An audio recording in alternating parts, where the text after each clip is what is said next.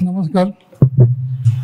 मिरज विद्यार्थी संघाच्या या 99व्या वसंत व्याख्यानमालेच्या आजच्या दिवसाच्या पुष्प 12व यासाठी आजचे वक्ते उपस्थित आहेत.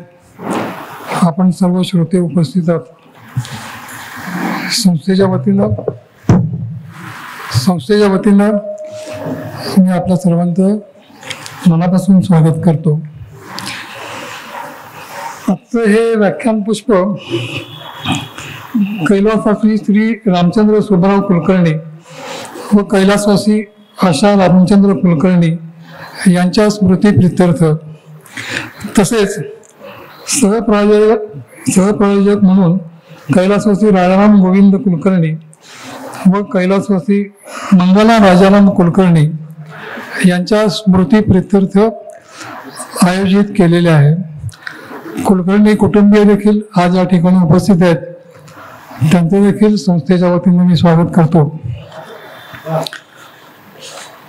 आज आपल्याकडे वक्ते म्हणून जे आलेले आहेत ते डॉक्टर गिरीश वालावलकर. डॉक्टर गिरीश वालावलकर हे मूळचे सांगलीचेच आहेत. त्यांचं शिक्षण सांगलीमध्ये सिटी हायस्कूलमध्ये झालं. त्यानंतर ते विलिंग्डन कॉलेजला होते. त्यानंतर ते मुंबईत गेले आणि मुंबईमध्ये त्यांनी जैव तंत्रज्ञान म्हणजे ज्याला बायोटेक्नॉलॉजी म्हणतात त्या बायोटेक्नॉलॉजी या विषयामध्ये संशोधन केलं.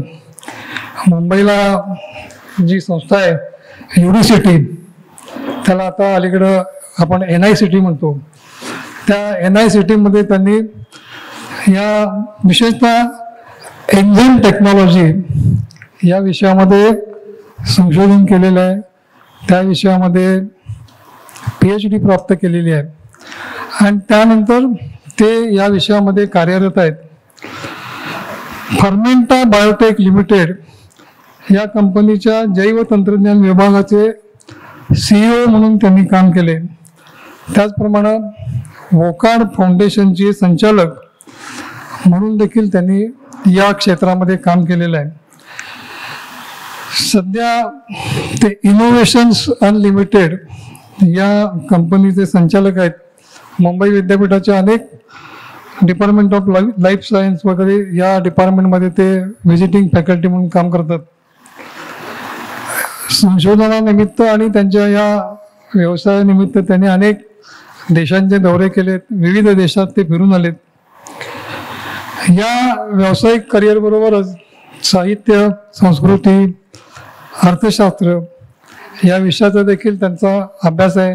त्यात त्यांनी बरंच लेखन केले. अपरिचित या नाटकाची निर्मिती त्यांनी केलेली आहे. त्या नाटकाचं प्रसारण दूरदर्शनने केलेलं आहे. त्यांनी विविध पुस्तकं लिहिली आहेत. त्याच्यामध्ये महत्त्वाचं म्हणजे CEOच्या केबिनमधून हे पुस्तक लिहिलेलं आहे. हे अनुभव कथन आहेत. CEO म्हणून त्यांनी काम केले आणि त्या अनुभवावर CEOच्या केबिनमधून हे पुस्तक आहे. त्याचबरोबर लँडरवरच्या संवेदना एके दिवशी ह्या कादंबऱ्या लिहिल्या आहेत त्यांनी. वॉरन बफेचं चरित्र लिहिलेलं आहे. आणि मला वाटतं नुकतंच कोरोना संपल्यानंतर कोरोना नंतरचे उद्योग विश्व गेल्या 10 दिवसापूर्वीच त्याचं प्रकाशन झालेलं आहे. तर असं साहित्यविषयक लेखन विविध याच्यात त्यांनी केलेलं आहे. क्रिप्टो करन्सीवर त्यांचं जे पुस्तक आहे, क्रिप्टो करन्सी तंत्रज्ञान, अर्थशास्त्र आणि संधी, हे एक अतिशय प्रसिद्ध गाजलेलं पुस्तक आहे. या पुस्तकाला महाराष्ट्र शासनाचा यशवंतराव चव्हाण पुरस्कार मिळाला आहे. त्या पुस्तकाच्या विविध आवृत्त्या निघाल्या आहेत. हिंदीमध्ये आवृत्ती आहे, इंग्रजीमध्ये आवृत्ती आहे. हा क्रिप्टो करन्सीवर हे पुस्तक आहे. त्याचबरोबर इंडियन फाईन आर्ट ही जी प्रतिष्ठित संस्था आहे, त्या संस्थेनं गिरीश वालावलकर यांचे विज्ञान आणि साहित्य या क्षेत्रात त्यांनी जे काम केले त्याबद्दल त्यांना सन्मानित केले. विविध प्रिंट, रेडिओ, इलेक्ट्रॉनिक मीडियावर त्यांच्या मुलाखती झालेल्या आहेत. सह्याद्री वाहिनीवर नमस्कार मंडळी या कार्यक्रमात त्यांची मुलाखत झाली आहे. एक महत्त्वाचं म्हणजे तरुणांना उद्योजक होण्यासाठी, तरुणांना मार्गदर्शन करण्यासाठी उद्योजक व्हायचे हे सदर त्यांनी लोकसत्ता, महाराष्ट्र टाइम्स, लोकप्रभा, दैनिक भास्कर या विविध वृत्तपत्रात त्या दृष्टीनं लेखन केले. DG9 जे चॅनेल आपण यूट्यूब चॅनेल आहे प्रभाकर सूर्यवंशींचं, त्याच्यामुळं ते सॅटर्डे क्लब नावाचा एक क्लब, त्याच्यामध्ये तरुण उद्योजकांना मार्गदर्शन करणारे कार्यक्रम ते करतात. असं विविध म्हणजे त्यांचं बायोटेक्नॉलॉजी फील्ड आहे, अर्थशास्त्र आहे आणि विविध विषयावर लेखन करणारा, अभ्यास करणारा आणि महत्त्वाचं म्हणजे मूळचा सांगलीच असलेला हा वक्ता आज आपल्याला लाभला आहे. मला खूप आनंद वाटतो.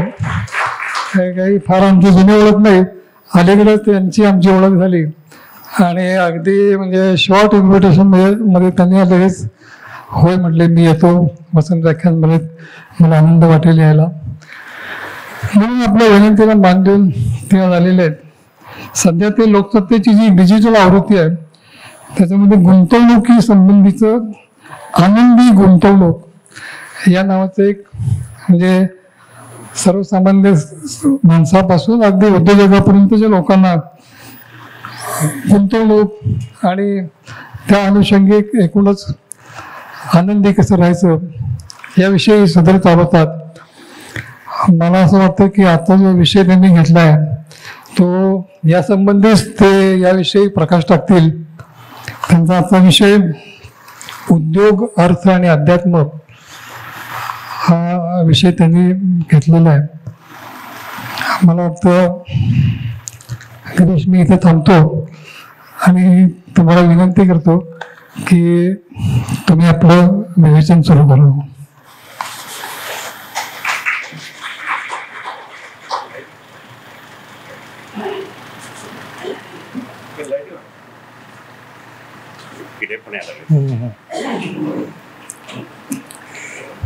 श्रीकांतजी, धन्यवाद एवढी चांगली ओळख करून दिल्याबद्दल.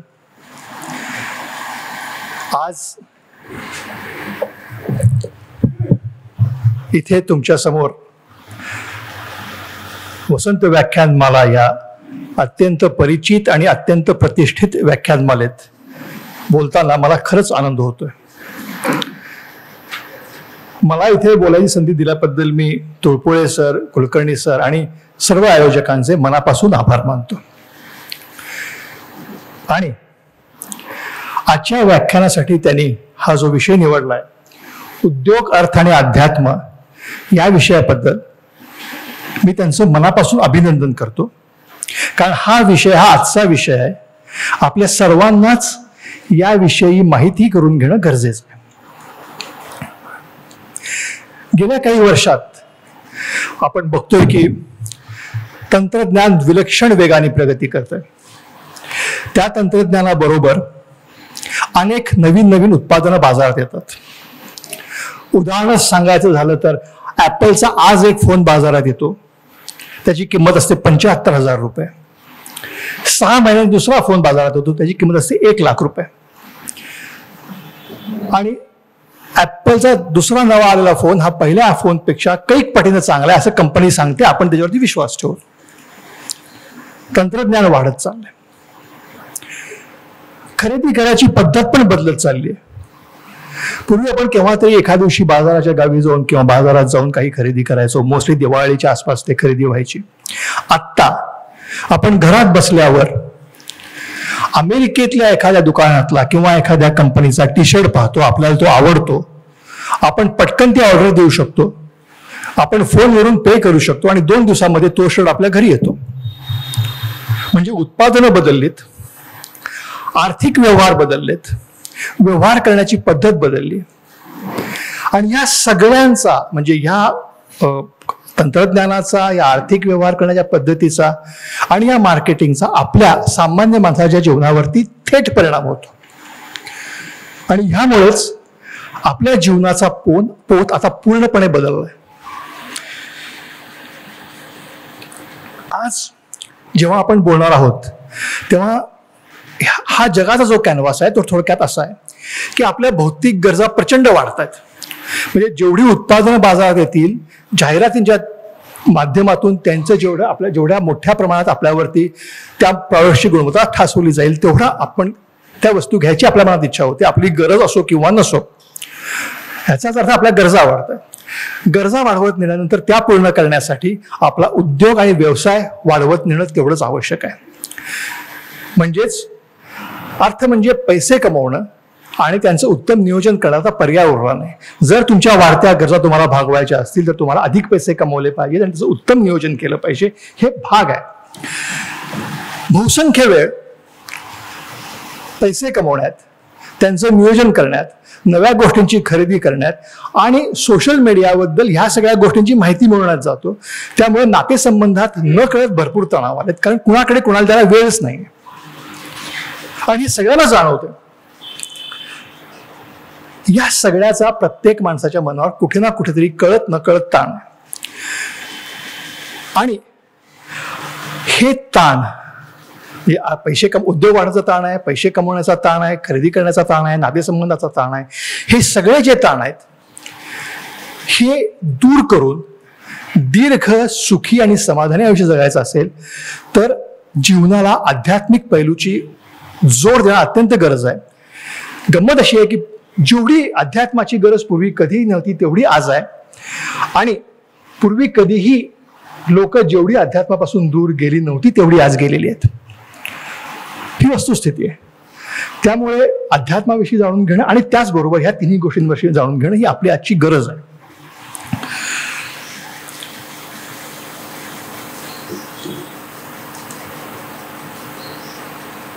एक मिनिट. हे आज आपण काय पुढची स्लाइड जात नाही.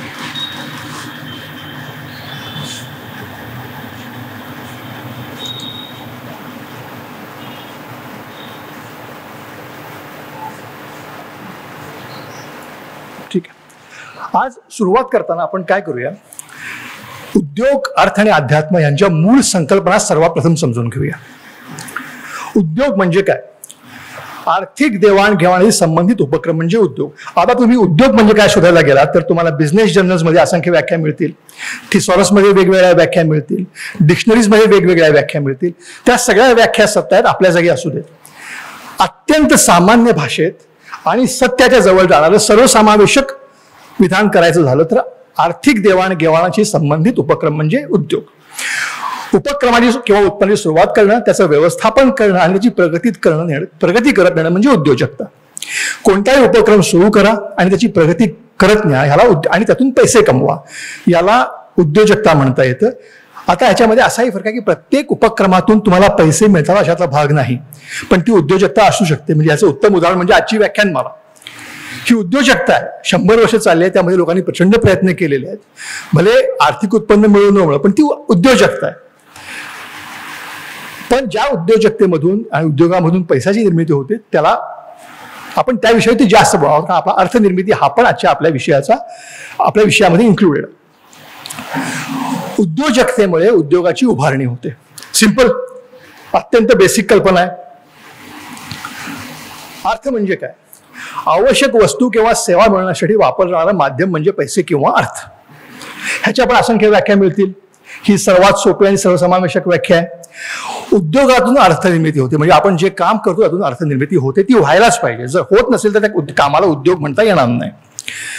आणि पैशाचं नियोजन करणं आणि त्याची बचत करणं ही सुद्धा एक प्रकारे अर्थनिर्मिती आहे. थोडा वेगळा कन्सेप्ट आहे, पण ही वस्तुस्थिती आहे. घरातली गृहिणी जेव्हा काही पैसे वाचवते तेव्हा ती कुटुंबासाठी केलेली अर्थनिर्मितीच आहे. पैसे वाचवणं, त्यासाठी परिश्रम घेणं तिचा उद्योग आहे. वेगळ्या प्रकारचं, पण अर्थशास्त्रातलं हे एक महत्वाचं वाक्य आहे, महत्वाचं एक फिलॉसॉफी आहे. ह्या 3 गोष्टी केल्यानंतर अध्यात्म म्हणजे काय? अध्यात्माबद्दलचं असंख्य व्याख्या. म्हणजे आता मी इथे विचारलं तर मला 10 लोक 10 गोष्टी सांगतील.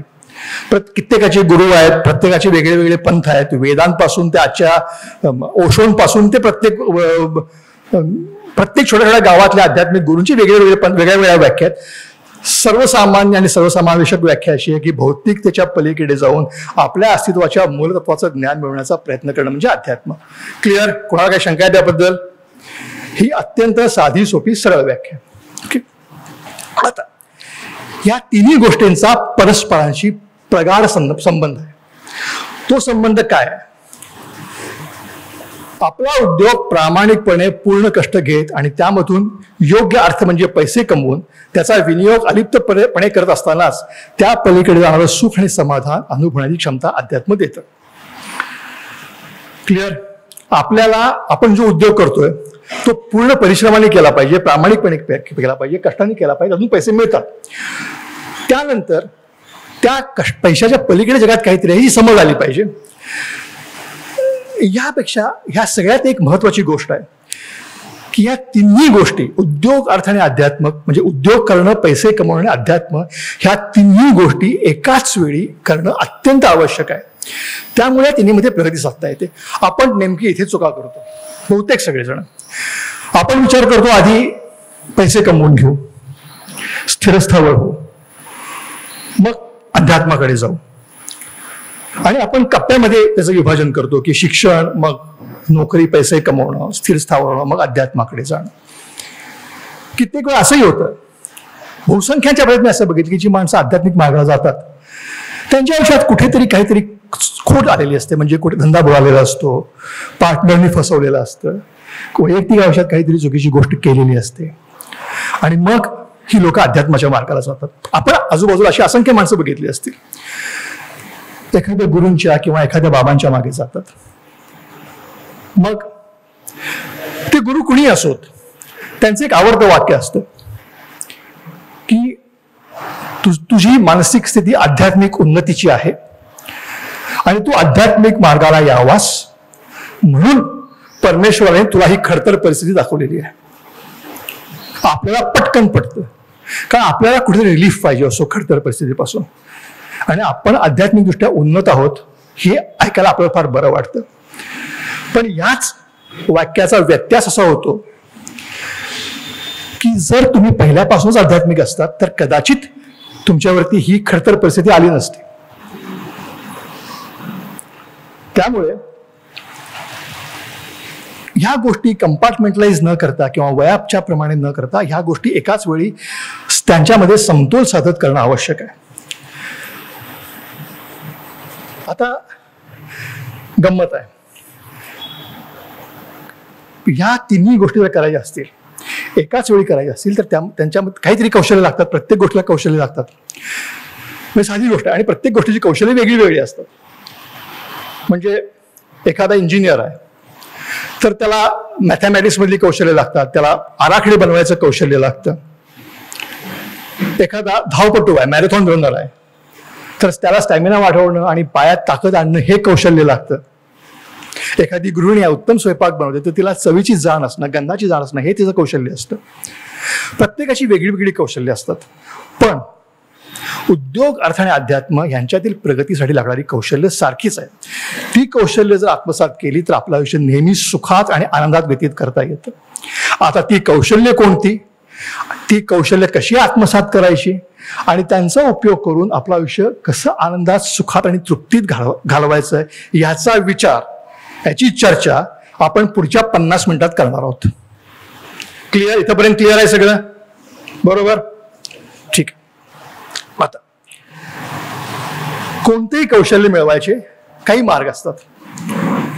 एक म्हणजे तुमच्याकडे उपजत कौशल्य असतं, देवदत्त असतं. दुसरं शिक्षण, तुम्ही औपचारिक शिक्षण घेता. तिसरं असं प्रशिक्षण, शिक्षणाबरोबर तुम्हाला त्या विषयाचं स्पेसिफिक प्रशिक्षण दिलं जातं. चौथं असतं निरीक्षण, तुम्ही आजूबाजूच्या लोकांकडे बघता आणि शिकत जाता. आता ह्यामध्ये गंमत अशी आहे की उपजत तुमच्यामध्ये किती टॅलेंट असेल, किती प्रतिभा असेल, तर उपयोगी पडत नाही. तुम्हाला शिक्षण, प्रशिक्षण, निरीक्षणाची गरज असतेच असते. ते करावंच त्यासाठी तुम्हाला प्रयत्न घ्यावे लागतात, ते करावं लागतं. ओके, तुम्ही ह्या 2 माणसांना ओळखता का? इकडे ओळखत असतील पुरुष? ओळखता? सांगा. हा, दुसरा? Perfect, perfect. हे 2 भारतीय क्रिकेटर्स आहेत, आपण त्या सगळ्यांना ओळखतो. कुठल्याही माणसाला विचारा, किंवा सर तुम्हालाही माहिती असेल, ह्या दोघांपैकी रवी शास्त्री हा कमी प्रतिभेचा खेळाडू होता आणि विनोद कांबळे हा असामान्य प्रतिभेचा खेळाडू मानला जायचा. सचिन तेंडुलकर एवढीच प्रतिभा किंवा काकणभर जास्त प्रतिभा विनोद कांबळेकडे होता असं मानलं जायचं, आजही मानलं जातं. बरोबर आहे सर? पण आता करिअर बघा. रवी शास्त्री 80 टेस्ट, 6 सिक्सर्स एका ओव्हरमध्ये, वर्ल्ड रेकॉर्ड जो कोणीच केला नाही. वर्ल्ड कप मध्ये, बेन्सन हिल्स वर्ल्ड कप मध्ये चॅम्पियन ऑफ चॅम्पियन्स ठरलेला खेळाडू. त्याला त्यावेळी ऑडी मिळाली. ऑडीची पण बरीच चर्चा झाली होती, हे सगळ्यांना माहिती, ह्या पिढीतल्या लोकांना माहिती असेल.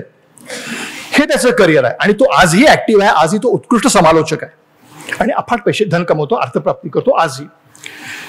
विनोद कांबळे अत्यंत टॅलेंटेड खेळाडू. टेस्ट किती? 17. शेवटची टेस्ट केव्हा खेळला? वयाच्या 23व्या वर्षी. संपलं करिअर. 17 टेस्ट, 23व्या वर्षी करिअर संपलं. टॅलेंटेड विनोद कांबळे रवी शास्त्रीपेक्षा कितीतरी पटीने जास्त आहे. ह्याचं कारण होतं की रवी शास्त्रींनी प्रयत्न केले, आपल्या मर्यादा शोधल्या, त्यांच्यावरती मात करायचा प्रयत्न केला. विनोद कांबळीला काहीच करायचं नव्हतं. त्याला वाटलं की आपल्याकडे टॅलेंट आहे, आपण कसंही करू. तो असं म्हणतात की तो मॅच टू मॅच खेळायचा, प्रॅक्टिस जायचाच नाही. आणि मग कोणाला त्याचा वीक पॉईंट कळला, म्हणजे वासिम अक्रमला कळलं की ह्याला लेग स्टंपवरचा बाउन्सर मारता येत नाही. त्याला लोक लेग स्टंपवरचा बाउन्सर टाकायला लागले. तो आउट व्हायचा, तरी त्याला वाटलं नाही की आपण प्रयत्न करून ते शिकावं. त्यांनी शिक्षण घेतलं नाही, त्यांनी प्रयत्न केले नाही, त्याचं करिअर संपलं. आज तो काहीच नाही आहे. त्याच्याबद्दलच्या वाईट आणि हृदयद्रावक कथा आपण वाचतो. हा शिक्षण आणि प्रशिक्षणाचा मोठा फरक आहे. टॅलेंट आणि शिक्षणाला, टॅलेंटला शिक्षणाची कशी जोड आहे हे यातून स्पष्ट दिसतं. आता आपण जे बोलतोय की आपल्याकडे उपजत अध्यात्माबद्दलची, पैसे कमवण्याची आणि उद्योगाचं टॅलेंट आपल्याकडे आहे असं मान्य असतं थोडं, आणि हे असतं. प्रत्येकाकडे कमी अधिक प्रमाणात हे टॅलेंट आणि प्रतिभा असते. आता आपल्याला कौशल्य मिळवायचे आहेत. ओके, या तिघांची कौशल्य सुदैवाने एकच आहेत. म्हणजे कुठेतरी निसर्गाने हेच ठरवलंय की तुम्ही एकाच वेळी बॅलन्स करत जावा, एक थांबून दुसरं करू नका. ह्या तिघांची कौशल्य एकसारखीच आहेत. कोणती कौशल्य आहेत? कारण, प्रत्येकाला एक कारण लागतं, एक नाविन्य लागतं करण्या पद्धतीमध्ये, एकाग्रता लागते. प्रचंड, तुम्ही उद्योग करा, पैसे कमवा, एकाग्रता लागते. भावना ही सगळ्यात मोठी गोष्ट आहे, ज्याकडे आपण पूर्ण दुर्लक्ष करतो. भावना लागतात, संवाद साधावे लागतात, मागणी, कुठल्या गोष्टीला डिमांड आहे ह्याचं आकलन लागतं, व्यूहरचना लागते, वाटाघाटी लागतात, स्किल्स, कोणाशी बोलायचं काय आणि आपल्याला काय हवं ते कसं पदरात पाडून घ्यायचं हे समजावं लागतं. स्पर्धा आणि स्पर्धा, आपले स्पर्धक कोण आहे आणि आपली स्पर्धा कोणाशी ओळखता यावं लागतं. आणि सातत्याने यामध्ये प्रगती करता एवढं झालं आणि मी थांबलो असं म्हणून चालत नाही. अशी माणसं बाहेर पडतात, मग ते उद्योग असो, पैसे कमवणं असो, कुठल्याही गोष्टीतून. त्यामुळे सातत्याने त्यामध्ये राहून प्रत्येक स्टेपला प्रगती करावी लागते. Success is a continuation story. या पुढे गेलं तर मी तुम्हाला दुसरी गोष्ट सांगतो. कारण कसं असतं? कारण कुठलंही असू शकतं. एखाद्या माणसाला एखादी गोष्ट सुरू करायला कोणतंही कारण पुरतं. तिकडे जे दिसते दुसरं चित्र ते तुम्हाला माहिती आहे काय आहे ते? Naturals ice cream. इथे पण आहे सांगली मिरज रोडवरती, उत्तम आईस्क्रीम आहे. तसं आईस्क्रीम कुठे म्हणजे नॅशनल किंवा इंटरनॅशनल म्हणजे क्वालिटी असो किंवा बस्किन रॉबिन्स असो कुठलीही कंपनी असं आईस्क्रीम बनवत नाही हे जे नॅचरल पल्पपासून बनतं ते. हे बनवलं कोणी तर डॉक्टर कामत, रघुनंदन कामत हे जे आहेत त्यांनी ते सुरू केली कंपनी. आता ह्यांची स्टोरी आणि ह्यांचं कारण आहे का. डॉक्टर रघुनंदन कामत हे एका गोवर्धन नावाच्या एका कंपनीमध्ये, ती गोरेगाव त्यांचं ऑफिस होतं, गोरेगावला ती कंपनी आईस्क्रीम बनवायची.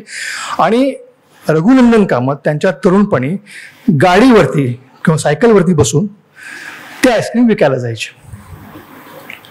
गल्लोगल्ली आपण बघतो फेरीवाले तसे ते फेरीवाले होते. त्यांच्या सुदैवानं त्यांना गोरेगावच्या जवळ असलेला जुहू हा एरिया मिळाला होता. जुहू एरिया जाऊन ते आईस्क्रीम विकायचे. जुहू एरियाबद्दल आपण सगळ्यांनीच ऐकलंय. काय वैशिष्ट्य आहे जुहूचं? एक्झॅक्टली बरोबर, हे सगळ्यांना माहिती असतं. बरोबर आहे, एकदम बरोबर आहे. तर रघुनंदन कामत हे फिल्म स्टारना त्यांच्या घरून आईस्क्रीम विकायचे. कधी कधी त्यांना हेमा मालिनी दिसायची, कधी धर्मेंद्र दिसायचा आणि ते फार खुश होते. म्हणजे कामाबरोबर हा त्यांचा इन्सेंटिव्ह होता की हेमा मालिनी दिसते आपल्याला किंवा धर्मेंद्र दिसतोय किंवा अमिताभ बच्चन दिसतोय कुठेतरी. उत्तम चाललं होतं. एक दिवस गोवर्धन कंपनी बंद पडली, फायनान्शियल प्रॉब्लेम आले, बंद पडली. कामतांची नोकरी गेली. त्यांना कळणार की आता करू काय. नोकरी गेली, पैसे कमवत नाहीत, पण दुसऱ्या कंपनीत पैसे नोकरी मिळाली असते, पैसे कमवता आले असते, पण ते जुहूला जाण्याचं सुख मिळालं नसतं. ते त्यांना हवं होतं. मग आता करायचं काय. मग छोट्या पुंजीतून त्यांनी काय केलं, जुहूलाच एका रस्त्यावरती छोटंसं आईस्क्रीमचं दुकान टाकलं. म्हणजे गाडी म्हणा किंवा दुकान, टपरी म्हणा, थोडक्यात टाकली. चालायला लागली. मग त्यांना असं वाटलं की आपण काहीतरी नवीन संकल्पना सुरू करू म्हणून त्यांनी फ्रुट्स पल्पवरती आईस्क्रीम करायला सुरुवात केली. उत्तम चालली कंपनी. आज त्या कंपनीची 360 आउटलेट्स आहेत. भारतातच नाही, जगभरात आहेत. मागच्या वर्षी कंपनीचा टर्नओव्हर 700 कोटी रुपयांचा होता. आणि सगळ्यात महत्वाचं, सर तुम्हाला पण ऐकून इंटरेस्टिंग वाटेल, आज रघुनंदन कामतांचा बंगला हेमा मालिनीच्या बंगल्या शेजारी आहे. म्हणजे एक कारण, त्या कारणाचा त्यांनी पाठपुरावा केला आणि कुठून कुठे गेले हे कारण हे अतिशय महत्वाची गोष्ट आहे. आपण पुढे जाऊ. नाविन्य ही पण एक अतिशय गोष्ट. नाविन्य हे तुमच्याकडे, तुम्ही कुठलीही गोष्ट करा, तुमच्याकडे नाविन्य पाहिजे. मग ती उद्योगातली असो, सेवेतली असो, पैसे कमवण्यातली किंवा पैसे साठवण्यातली असो, किंवा अध्यात्मामध्ये करताना. मला सांगितलं बाबाने माझ्या नावाचं स्तोत्र म्हणून नका. विचार करा की का म्हणायचं तुम्हाला. हे बाबा कोण, हे मला ह्यांच्या नावाचं स्तोत्र म्हणायला का सांगतात. हे बाबा का मला म्हणतात की मायाकडेच आहे आणि गणपतीला जाऊ नका. विचार करा आणि काहीतरी नाविन्य शोधा, असं मला सांगायचं. ह्या पद्धतीचे तुम्हाला मी इंटरेस्टिंग उदाहरण सांगतो. हे जे गृहस्थ आहेत दाढीवाले, हे तुम्हाला माहित नसतील. ह्यांचं नाव आहे चार्ल्स डिकन्स. हा एक अत्यंत मोठा क्लासिक लेखक मानला जातो. 150 वर्षापूर्वीपासून तो लिहित होता. मोठा, अतिशय आजही तो अत्यंत मोठा लेखक आहे. ह्याची गंमत अशी आहे की ह्याने एक 4 कादंबऱ्या लिहिल्या होत्या. 4ही फ्लॉप होत्या. ते नवीन एक कादंबरी लिहिली, त्या कादंबरीचं नाव होतं पिकविक पेपर्स. ही घेऊन तो प्रकाशकाकडे गेला. प्रकाशक म्हणाला बाहेर जा, तुझ्या 4 कादंबऱ्या मी प्रकाशित केल्या आहेत, मला त्यातलं काही पैसे मिळाले नाहीत, मला तोटा सहन करा, तू यूज नकोस माझ्याकडे. हा गेला. ह्याला त्याच्या आपल्या कादंबरीवरती विश्वास होता. त्यांनी काय केलं, तो प्रकाशकाकडे परत गेला आणि म्हणाला की आता एक काम करूया सर, की तुम्ही माझं पुस्तक काढू नका, तुम्हाला पुस्तकात लॉस होतो ना, काढू नका. त्याच प्रकाशनाचं एक नियतकालिक होतं. तुम्हाला म्हणाला की तुमच्या नियतकालिकामध्ये तुम्ही प्रत्येक आठवड्याला एक प्रकरण टाकत जावा. काय लोकांचा रिस्पॉन्स येतोय बघू. तुमच्याकडे 2 पानं तुम्ही मला द्याल, त्यात तुम्हाला काही खर्च नाही आहे. आणि समजा जर लॉसमध्ये गेलं, वाटलं कोण वाचत नाही तर बंद करून टाकूया. प्रकाशक म्हणा ठीक आहे, 2 पानं देऊन टाकूया. पहिला प्रकरण आलं, लोकांना आवडलं. दुसरं आलं, लोकांना आवडलं. तिसरं फार आवडलं. चौथं अतिशय आवडलं. आणि मग त्या प्रकाशकाकडे यायला की पुढचं प्रकरण केव्हा प्रकाशित होतंय. हिट झालेलं प्रकाशकाला कळलं. प्रकाशकाने पटापट प्रकरण टाकायला सुरुवात केली. त्याचं पुस्तक बनलं. पिकविक पेपर्स हे आजही जगातलं अत्यंत पॉप्युलर आणि अत्यंत क्लासिक पुस्तक मानलं जातं. नाविन्य काय होतं की चॅप्टर वाईज लोकांना वाचायला द्यायचं आणि लोकांच्या मला उत्सुकता निर्माण करायची. आणि म्हणजे ते पुढच्या वर्षी पुढचा एपिसोड वाचतात. आता त्या शेजारच्या बाई तुम्हाला माहिती आहेत परफेक्ट. एकता कपूर सर, आपलं जन्मवाची उत्तम. एकता कपूर. आता एकता कपूरने हाच कन्सेप्ट आपल्या आयुष्यात आणला. काय करायचं, टीव्ही सिरियल सुरू आहे, सून घरी बसली आहे, सून चांगली आहे, गोड आहे, तुलसी आहे, आपल्याला फार आवडते, बायकांना फारच आवडते, पुरुषांनाही आवडते, पण बायकांना अति जास्त आवडते. सासू तिला फार त्रास देते, टॉर्चर करते, नेहमीच करते. आज टॉर्चरला अगदी पीक रस्ता आहे टॉर्चरचा. सून रडते, टॉर्चर सुरू आहे आणि तिला कळत नाही काय करायचं ते. एकदम आता ती सून मोडणार आहे, ह्या लेवलला आली आहे. आणि त्यावेळी सुनेचा रडका चेहरा, तिकडून कॅमेरा पॅन होतो, दरवाज्यावरती जातो, फक्त दरवाजा असतो रूमचा. मग कॅमेरा खाली येतो आणि फक्त बूट खाट खाट खाट खाट करत बूट आत येतात. शॉर्ट फ्रीज, एपिसोड संपला. एपिसोड सिरियस मध्ये संपला. बायकांच्या मनामध्ये उद्या काय होणार आहे. हा जो बूटवाला आलाय तो तिला मदत करणार, तिला आणखीन त्रास देणार. सून आमची आवडते आहे, हो काय होणार तिचं. सिरियल टायमिंग 8चा आहे, 7:45 पासून सगळ्या बायका स्टेजच्या बाहेर टीव्ही समोर. TRP वाढला यार एकता कपूरचा. एकता कपूर जगातली नंबर 1ची प्रोड्युसर बनली, अफाट पैसे कमवले. नाविन्य, कल्पनेतलं नाविन्य. अशा ठिकाणी शॉट थांबवा की लोक थांबू शकणार, लोकांना पुढचं बघायलाच पाहिजे. हे नाविन्य हे असं असतं. तिसरं जे आहे, सॉरी, एकाग्रता. एकाग्रता तुम्ही काहीही करा, स्वयंपाक करा, पुस्तक वाचा, अध्यात्मात करा, अभ्यास करा, शिक्षण घ्या, क्रिकेट खेळा. एकाग्रता नसेल तर तुमच्याकडून काहीच होत नाही. आणि एकाग्रता आणि फोकस, तुम्हाला जे हवंय, नेमकं तुम्हाला काय हवंय हे तुम्हाला माहिती पाहिजे. हा माणूस माहिती आहे, काही लोकांना माहिती असेल नक्कीच. Perfect, Steve jobs. त्याचं काय आहे, ऍपल कंपनी ही सगळ्यांना माहिती आहे, जगातली आज नंबर 1ची कंपनी आहे. आपण वापरतो त्यांची उत्पादन. जेव्हा आयपॉड होतं, पहिला आयपॉड, तेव्हा स्टीव्ह जॉब्सने आपल्या माणसांना बोलवलं भेटायला. आपली त्याची टेक्निकल टीम होती 8-10 लोकांची. तो स्टीव्ह जॉब्स आहे, छोटी कंपनी पण तो स्टीव्ह जॉब्स होता. ब्रिलियंट जिनियस, त्याच्याही पुढची स्टेप असेल तर ती. त्याची टीम होती, तीच तेवढीच ब्रिलियंट आणि जिनियस होती.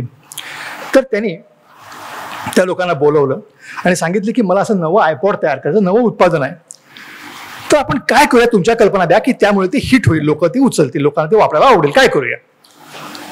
ब्रिलियंट लोक सगळीच एकापेक्षा एक आयडिया देत गेली की आपण त्याचं लूप ठरवूया, म्हणजे ते हवं तेव्हा तेच गाणं वाजत राहील, किती हवं कळव असेल. डेसिमल 0.5 नको 0.7 करूया, म्हणजे लोकांना ते जास्त स्पष्टपणे कळेल. स्टीव्ह जॉब्सनी त्यांनी सगळं ऐकून घेतलं आणि मग तो म्हणाला, ह्यात मला काही इंटरेस्ट नाही. मग तुम्ही टेक्निकली बोलताय, I respect your technical knowledge, ते आहेच म्हणून तर तुम्ही माझ्यासमोर बसलात, म्हणून तर तुम्हाला मी नोकरीला ठेवलं. तुमचं टेक्निकल नॉलेज मला सांगू नका, मला 3 अशा गोष्टी सांगा की ज्यामुळे माझा ग्राहक ते प्रॉडक्ट विकत घेईल आणि बाजारातली सगळी प्रॉडक्ट विसरून जाईल, माझं प्रॉडक्ट वापरायला सुरुवात करेल. याला म्हणतात एकाग्रता, फोकस, कॉन्सन्ट्रेशन. बाकीचं काहीच मला नको आहे, मला 3 गोष्टी पाहिजेत की ज्यामुळे मी उठणार आयुष्यामध्ये. आणि प्रत्यक्ष अशा गोष्टी की बाबा मला अमुक त्या 3 गोष्टी केल्या तर माझं बरं होणार आहे. मग तो धंदा वाढवणं असेल किंवा नवीन फॅक्टरी टाकणं असेल, नोकरी बदलणं असेल, काही असेल. फापड पसारा लावू नका. या 3 गोष्टी तुमच्या डोक्यात ज्या 3 गोष्टी महत्वाच्या आहेत तेवढ्या केल्या किंवा त्या शोधून काढून फोकस ठेवलं तर तुमचं आयुष्य उत्तम होतं. पण त्यासाठी एकाग्रता, चंचल मन असेल, 10 ठिकाणी तुम्ही बघत असाल तर होत नाही. ठीक आहे, त्यामुळे एकाग्रता ही तशीच महत्वाची आहे. तुम्ही खाल्ले काय प्रॉडक्ट? खाल्लंय? सगळ्यांच्या मुलांनी लहानपणी हेच खाल्लंय बहुतेक. म्हणजे तुम्हाला गंमत सांगतो, फार छान गोष्ट आहे. माणसाच्या आयुष्यात भावना किती महत्वाच्या असतात आणि ते उद्योगामध्ये हे प्रॉडक्ट आहे. नेस्ले नावाच्या कंपनीचं, मल्टीनॅशनल कंपनी आहे. कंपन्या हार्ड कोअर रुथलेस असतात आणि त्यांच्यामध्ये भावना नसतात असं आपण म्हणतो. हे वस्तुस्थिती पण आहे, बरोबर आहे. आपण म्हणतो की मल्टीनॅशनल कंपन्यांमध्ये, उद्योगी कंपन्यांच्या मध्ये भावना नसतात, सत्य. आता तुम्हाला ह्यांची गंमत सांगतो, नेस्ले या प्रॉडक्टची. नेस्ले प्रॉडक्ट 80च्या सुमारास मार्केटमध्ये आलं. त्यावेळी नेस्ले कंपनीला भारतामध्ये अस्तित्व नव्हतं. चॉकलेट्स, नेस्लेकडे प्रॉडक्ट चॉकलेट्स आणि नेसकॉफी आणि चॉकलेट्स आपण सगळेजण कॅडबरीची खायचो. नेस्ले चॉकलेट्सचं मार्केट नव्हतं. कॉफी होती ती ब्रू नावाची कॉफी होती, ती जास्त लोकप्रिय होती. आणि हे जे प्रॉडक्ट आहे, हे न्यूडल्स ते बनवून देणं, हे फास्ट फूड म्हणजे फास्ट मुव्हिंग गुड्समध्ये येतं FMGC मध्ये. तर FMGC वरती हिंदुस्तान लिव्हरचं पूर्णपणे राज्य होतं, ती कोणीच उभं राहू शकत नव्हतं. आता नेसलेची गंमत बघा, नेसलेकडे काही नाही आहे, ओके, हिंदुस्तान लिव्हरकडे सगळं आहे. अशा परिस्थितीत हिंदुस्तान लिव्हरनी हेच प्रॉडक्ट नूडल्स, रेडीमेड नूडल्स, त्या तयार नूडल्स मिळायचे आणि त्या तयार नूडल्स पॅकेटमधून काढून द्यायचे, असं एक प्रॉडक्ट त्या आणलं होतं मार्केटमध्ये. सुपर फ्लॉप केलं होतं ते. महिन्याभरात त्यानंतर गुंडाळलं, कोणीच खपलं नाही.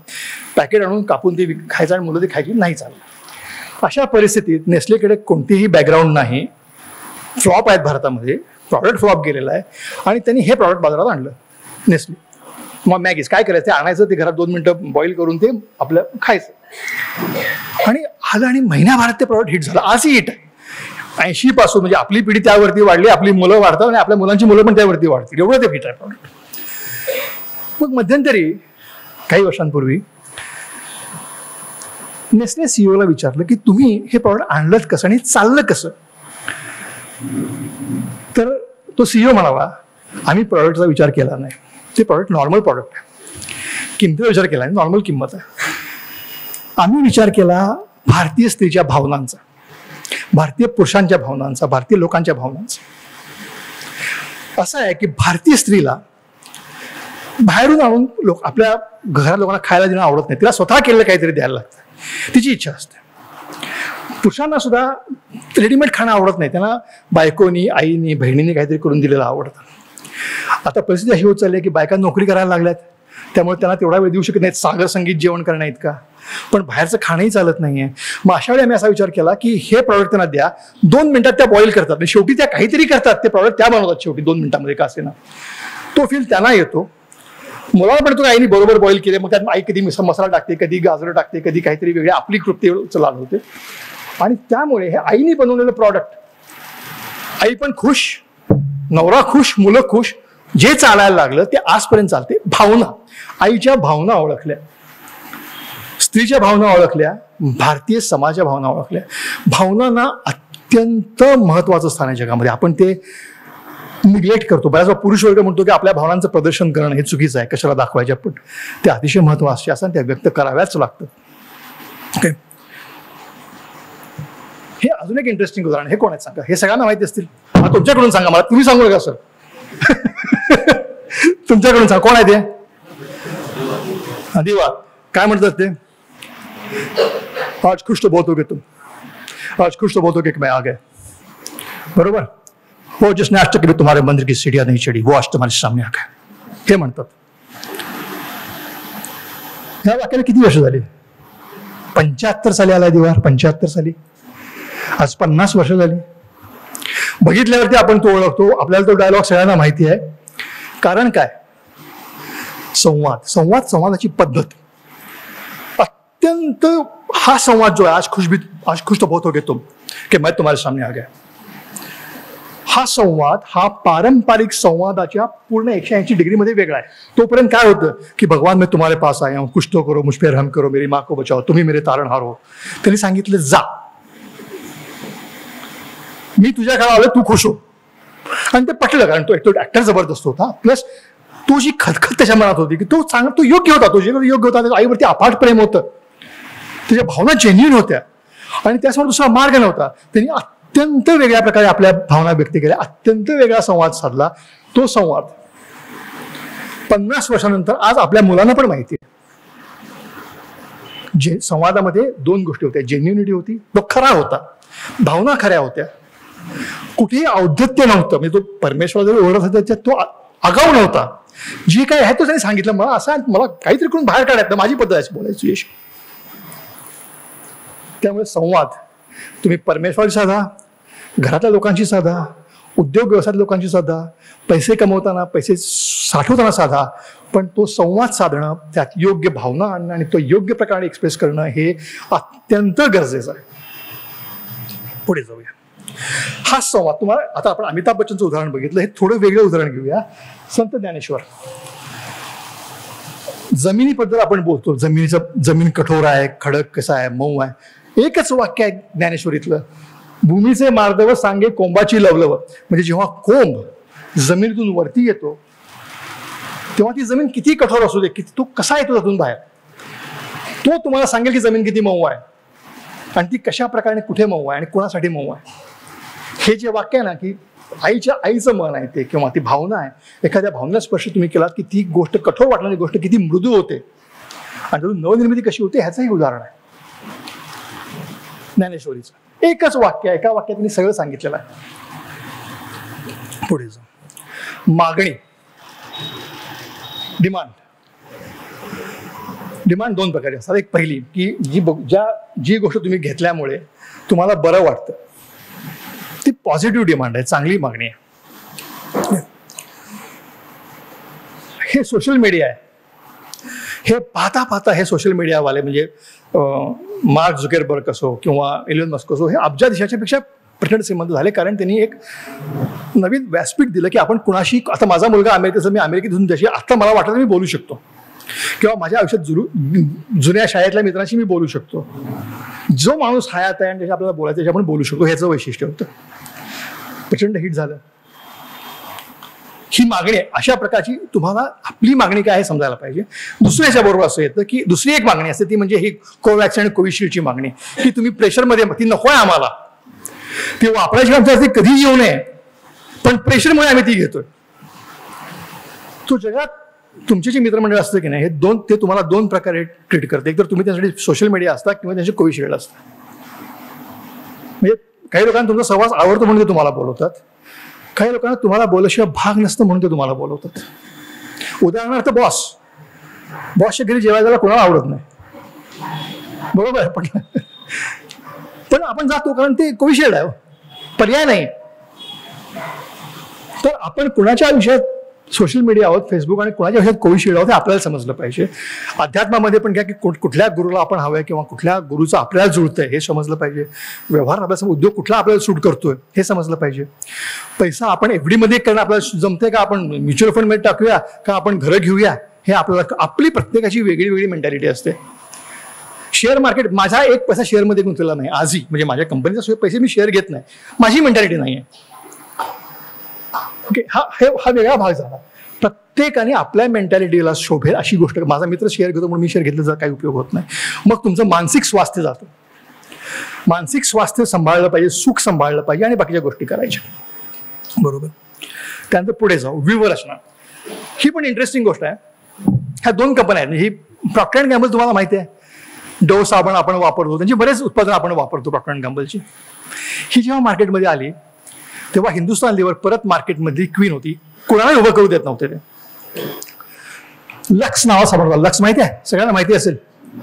एक हिरोईन असायची, ती हिरोईन त्या लक्स वापरायची, मग सगळ्या बायकांना, सगळे पुरुष तो वापरायला लागायचे.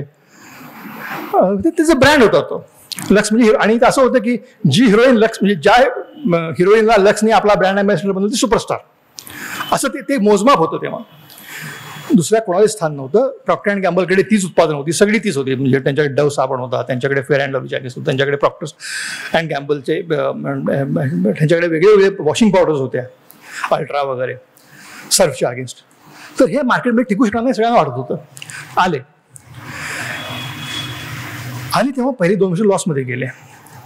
त्यांच्या कन्सल्टंटने त्यांना विचारलं की तुम्ही लॉसमध्ये चाललाय का, कंटिन्यू, प्रचंड लॉस आहे का कंटिन्यू करताय. प्रॉक्टर अँड गॅम्बलने सांगितलं की 10 वर्ष पुढची आमची स्ट्रॅटेजी आहे, आमची व्यवहार नाही, आम्ही पुढची 10 वर्ष लॉसमध्ये राहणार आहे तिकडे. 11 वर्षी जेव्हा आम्ही उठू तेव्हा जगभरात जेव्हा आम्हाला बिझनेस मिळेल त्यापेक्षा जास्त बिझनेस आम्हाला इंडियामधून मिळणार आहे. खरं झालं.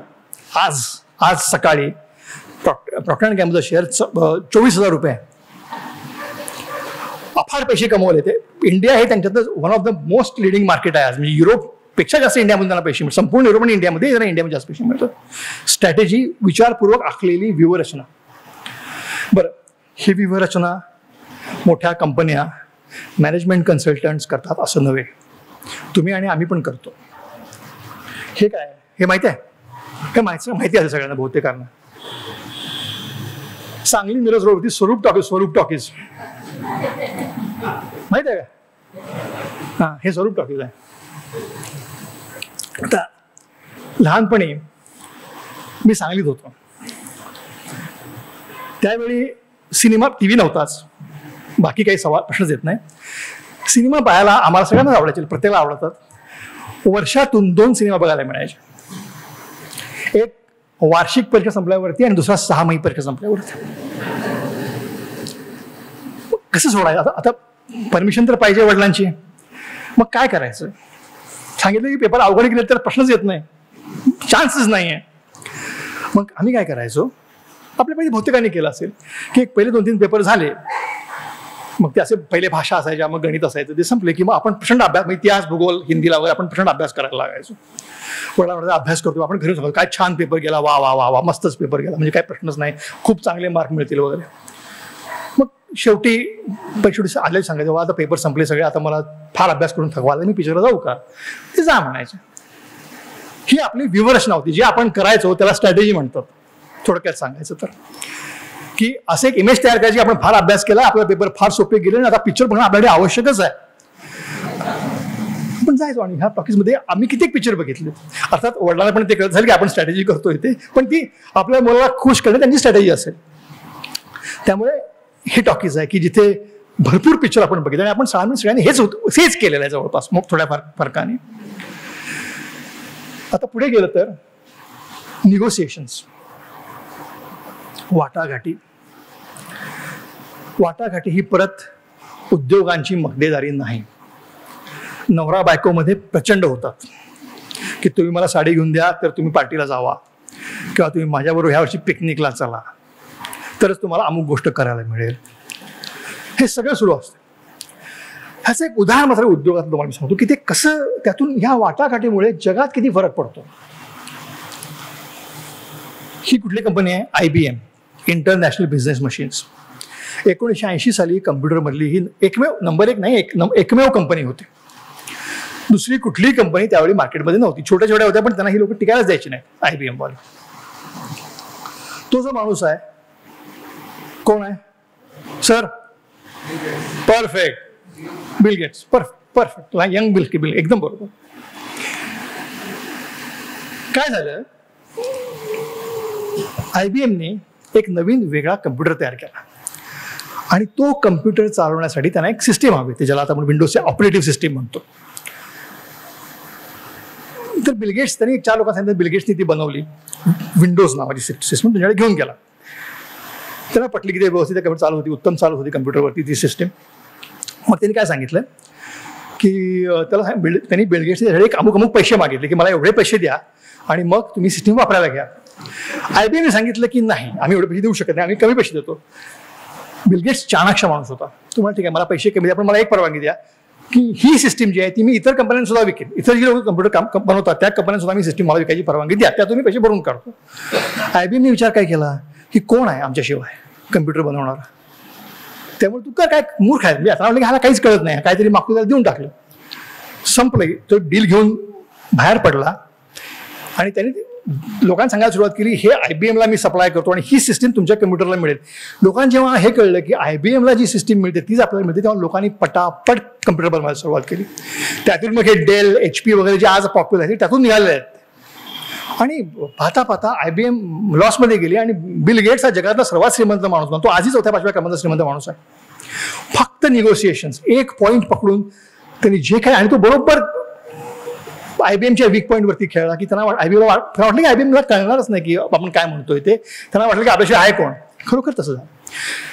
त्यामुळे घरात, संसारात सुद्धा विशेषतः महिला वर्ग नवऱ्याशी बोलताना विचार करून वाटाघाटी करत जावा. तुम्ही सगळे मिळू शकता, तुम्हाला हवं ते विचार करायचा फक्त, आणि केव्हा बोलायची वेळ साधायची असते. बरोबर, ठीक आहे. पुढे स्पर्धा व स्पर्धक ओळखणे हा कंपन्यांच्या मध्ये महत्वाचा भाग आहे. आपल्या वैयक्तिक आयुष्यात तो अतिशय महत्वाचा भाग आहे.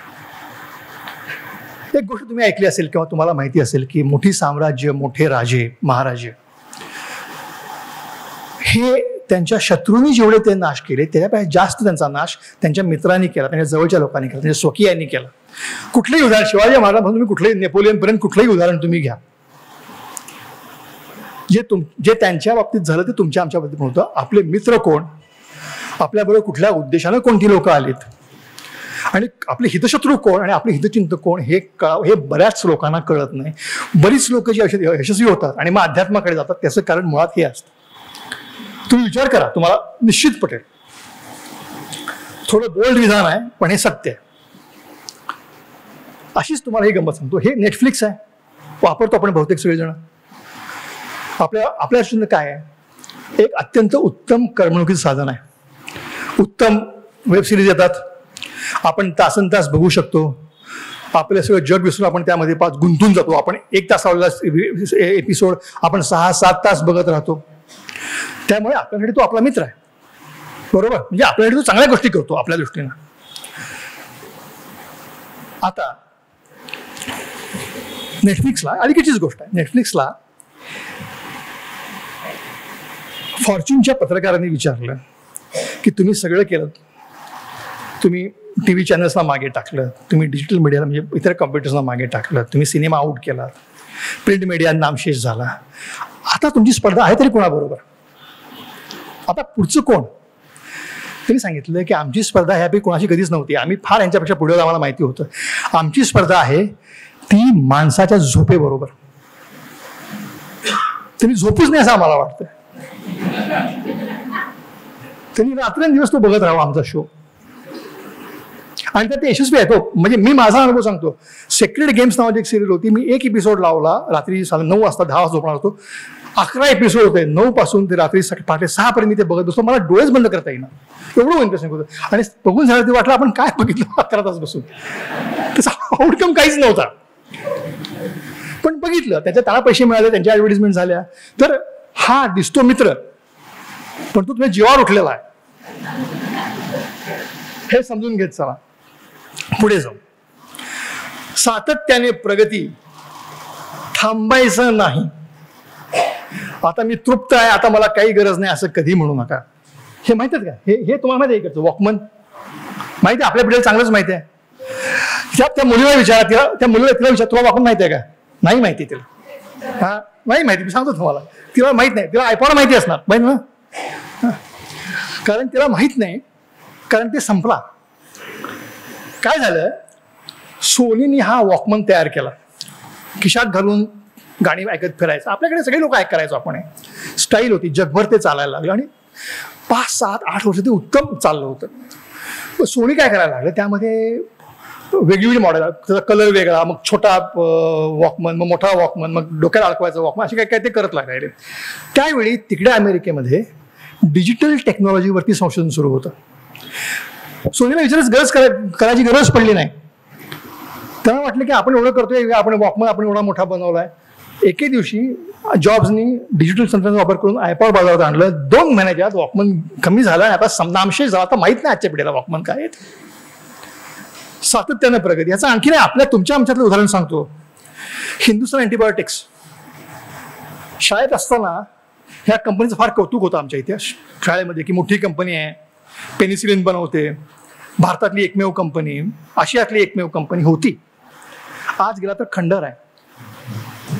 बघितलं असेल तुम्ही आज पिंपरी चिंचवड दिसतं बाहेरून. कारण काय, फक्त पेनिसिलिन जी आहे एकाच प्रॉडक्टमध्ये आहे. जग अँटीबायोटिक्स जनरेशन 1, जनरेशन 2, जनरेशन 6 पर्यंत गेले, 7 पर्यंत गेले, की ज्यांना पेनिसिलिनची गरज नव्हती. पण हे पेनजीस बनवून ती कोणी घ्यायलाच तयार नाही, कारण जग तोपर्यंत फार पुढे गेलं होतं. नामशेष झाले. भारताचा जो प्राईड होता तो आज कुठेच नाही.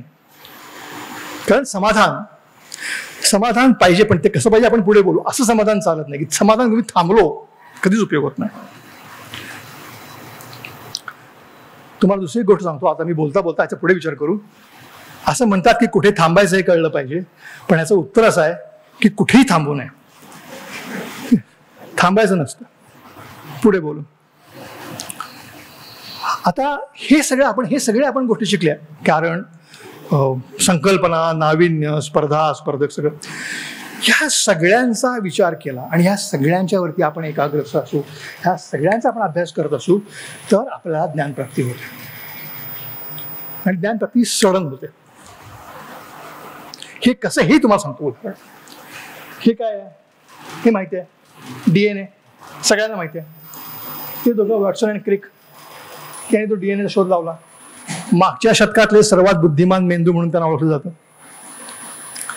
ह्यांची गंमत अशी आहे की हे DNAचं मॉडेल शोधत होते, डिझाईन्स करायचे. ते मेकॅनोटाईप त्यांनी बनवलं होतं आणि 7-8 वर्षांचा रिसर्च चालला होता. आणि त्यांचा रिसर्च पूर्ण होता ना, होतच ना, कळत काय करायचं ना, माहिती होतं की हे फार चांगला मोठा टॉपिक आहे. झाला की मला डॉक्टरेट मिळाले, I be nominate for Nobel prize. त्यांना माहिती होतं पण ते होतच नव्हतं. आणि PhD करणारा माणूस, तुमच्याकडे कोणी PhD आहे का इथे? PhD करणारा माणूस हा फार फ्रस्ट्रेटेड असतो. मी केलंय म्हणून तुम्हाला सांगतो. कारण माणूस दिवसात लायब्ररीत असतो, वय 25, 26, 27 होतं, मित्रांची लग्न होतात, ह्यांच्याकडे कोणी ढुंकूनही बघत नाही, कारण ते कमवत नसतात, ते विद्यार्थी असतात. अशी सर्वांची अवस्था होती. त्यांच्याकडे काही नव्हतं. मेहनत प्रचंड करायची, असामान्य बुद्धिमान होते, दिवस रात्र ते 7-8 वर्ष हेच करत होते. एके दिवशी दुपारी ते जेवायला गेले. रविवार होता, ते रविवार बिवार त्यांना सुट्टी नसते, रिसर्च स्टुडंट्सना रविवार सुट्टी नसतं, म्हणजे ते कोणी घेत नाही. बाहेर जाऊन सँडविच कॉफी खाऊन आले आणि लॅबमध्ये बसले. आणि तो वॅटसन, ते मॉडेल जे होतं मेकॅनो सारखं लावतो आपण ना, ते मेकॅनो माहिती ना, मेकॅनो आपण लहानपणी खेळायचो ते मॉडेल लावायला सुरुवात केली. 8 म्हणजे ॲल्युमिनियम किंवा एनॅसेंट असे त्याचे वेगळ्या मशीन लावायला सुरुवात केली आणि त्याला ब्रिज काढला. आणि त्यांनी ते 15-20 मिनिट करत होता. आणि करून त्यांनी खाली ठेवलं. त्यांनी ते सहज त्याला चाळा म्हणून केलं होतं. त्यांनी खाली ठेवून त्याला कळलं की अरे हेच आहे, हेच DNA मॉडेल आहे, असं केलं तरच तो स्थिर राहणार आहे. त्यांनी क्रिकेटला बोलून दोघं ते आवाज झाले की त्यांना सापडलं होतं. सापडलं किंवा 8 वर्ष काम केल्यानंतर 15 मिनिटात ते सुद्धा न कळतपणे त्यांना सापडलं. कॉफी पिऊन सँडविच खाऊन आल्यानंतर ही ज्ञानप्राप्ती. हे काय मिळालं की 8 वर्ष सलग ते तो परिश्रम करते, त्यावरती विचार करत होते. याला आपण ज्ञानप्राप्ती म्हणतो. ही विज्ञानातली आहे. बुद्ध माहिती आहे, भगवान गौतम बुद्ध आपल्याला माहिती आहे. त्यांना असं म्हणतो आपण की गयेच्या झाडाखाली त्यांना, गयेमध्ये झाडाखाली त्यांना, बोधिवृक्षाखाली त्यांना ज्ञानप्राप्ती झाली.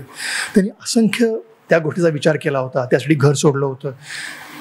जे वॅटसन क्रिकेटच्या बाबतीत झालं की आपल्याला माहिती आहे सँडविच खाऊन आले आणि त्यांना झालं, तसं झालं काय ते हे कुठेतरी एका दिवशी बसल्यानंतर ते अचानक ज्ञानप्राप्ती झाली. सिमिलरली स्वामी विवेकानंद ते वेड्यासाठी फिरतो, ते 3 दिवस जाऊन त्या शिळेवरती राहिले. आपल्यापैकी बहुतेकांनी बघितली पण असेल ती कन्याकुमारी शिळा. आणि त्यांना अचानक ती ज्ञानप्राप्ती झाली. ते काय असं समुद्रात बसले म्हणून झाली नाही. सगळं ते ज्ञान कुठेतरी एकदम त्यांच्या डोक्यात एकत्र झालं, क्लिक झालं, त्यातून काही त्यांना निष्कर्ष निघाला. अशी निष्कर्ष निघतात. पण त्यासाठी तुम्हाला तेवढंच ज्ञान लागतं. म्हणजे मी आज वाचलं आणि उद्या मला ज्ञानप्राप्ती होत नाही, किंवा मी महिनाभर जाऊन नामस्मरण केलं म्हणून मला 31व्या दिवशी ज्ञानप्राप्ती होत नाही. जर तुम्ही त्यामध्ये बुडाला असाल तर तुम्हाला ज्ञानप्राप्ती होते. आता हे झाल्यानंतर तुम्हाला ज्ञान, तुम्ही काम केलं, तुम्ही उद्योग सुरू केलात, तुम्ही सगळ्या गोष्टी केल्यात, तुम्हाला ज्ञानप्राप्ती झाली, तुम्हाला कळलं तुम्हाला काय करायचं आहे ते, मग तुम्हाला पैसा पाहिजे. ह्याबद्दल मी तुम्हाला एक गोष्ट सांगतो की पैसा कधीही पैशाच्या मागे लागून मिळत नाही. आणि मिळाला तो टिकत नाही. आणि जर तो टिकला तर ज्याला तो मिळतो तो माणूसच टिकत नाही. उदाहरणार्थ राकेश झुंझुनवाला, हे आत्ताच उदाहरण आहे. हो, मी उदाहरण सांगतो. म्हणजे की तुम्ही एवढं प्रेशर घेता पैसा कमवताना, तुम्ही एवढ्या तडजोडी करता की तुम्ही ते सहन करू शकत नाही दीर्घकाळ. तुम्हाला जगातून एक्झिट घ्या, किंवा रोगान तुम्ही आजारी असणार, तुम्हाला एक्झिट घ्यायला लागेल. तुमची क्षमता असेल तर पैसा मागे चालतो. सुदैवानं मला माहिती आहे की आपण हा जो आजचा क्राऊड आहे हा माझ्यासारखाच आहे. आपल्याला पैशापेक्षा शिक्षण, ज्ञान, सामाजिक पद, प्रामाणिकपणा यांचं जास्त महत्त्व वाटतं. हे आपल्यामध्ये उपजत आहे, हे आपले संस्कार आहेत, आणि हा आपला सर्वात मोठा ॲडव्हान्टेज आहे. आज माझा मुलगा उद्या मला म्हणाला की मी शेअर मार्केटमध्ये महिन्याला 1000 रुपये कमवतो आणि डॉक्टरहून महिना 50 रुपये कमवतो, तर मी सांगेन साहेबासारखा डॉक्टरहून 50 रुपये कमव. तुम्ही 50 कमवतो म्हणत नाही, तर तुम्ही 1000 कमवत असा. मी म्हणतो की 50 कमव, मला तू तसा छान माणूस हो. मला असं सांगायचं की छान ज्ञानी माणूस हो, की बरं वाटलं तुझी बोलता. ही पद्धत आहे, हे आपलं. आणि त्याचा आपण ॲडव्हान्टेज करून घ्या. पैशाच्या मागे कधी कुणी लागू नये. आता माझ्या मित्र नवीन पिढी आहे की सकाळी उठलं की शेअर त्या मार्केटवरती बघायचं, ते TV लावायचं 9 वाजता, शेअरमध्ये काय चाललंय, मग मधून दिवसभर तेच बघत बसायचं. 2 वाजता काम थांबायचं, शेअरच्या मार्केटमध्ये लागायचं. एक तुम्हाला सांगतो, जे कोणी शेअरमध्ये पैसे गुंतवत असते त्यांना हे TV शोज, मोबाईलवरती आलेल्या ॲड्स, यामध्ये 0% सत्य असतं. कंपनीमध्ये आत काय चाललंय, मी स्वतः CEO आहे कंपनीचा, होतो. शेअर मार्केट माझे 300 पासून 1000-2000 पर्यंत जाऊन परत ते 250 पर्यंत येतात. हे कसे येतात, कोण आणतं, हे सगळं आम्हाला माहिती असतं. आणि ते प्लॅन्ड असतं सगळं. सामान्य माणसामध्ये पडू नये. मध्यमवर्गीय माणसांनी कधीही शेअर्स, माझं मत सांगतो, मी सल्ला देत नाही, मी सल्ला देण्याच्या योग्यतेचा नाही, पहिल्यांदा सांगतो, मी माझं मत सांगतो. तुम्ही शेअरमध्ये एवढेच पैसे गुंतवा की तुम्हाला काही 100 रुपये गुंतवले तुम्हाला काही फरक पडणार नाही, तेवढे गुंतवा. 1000 रुपये गुंतवून जर तुम्हाला त्रास होतो तर तुम्ही गुंतवू नका.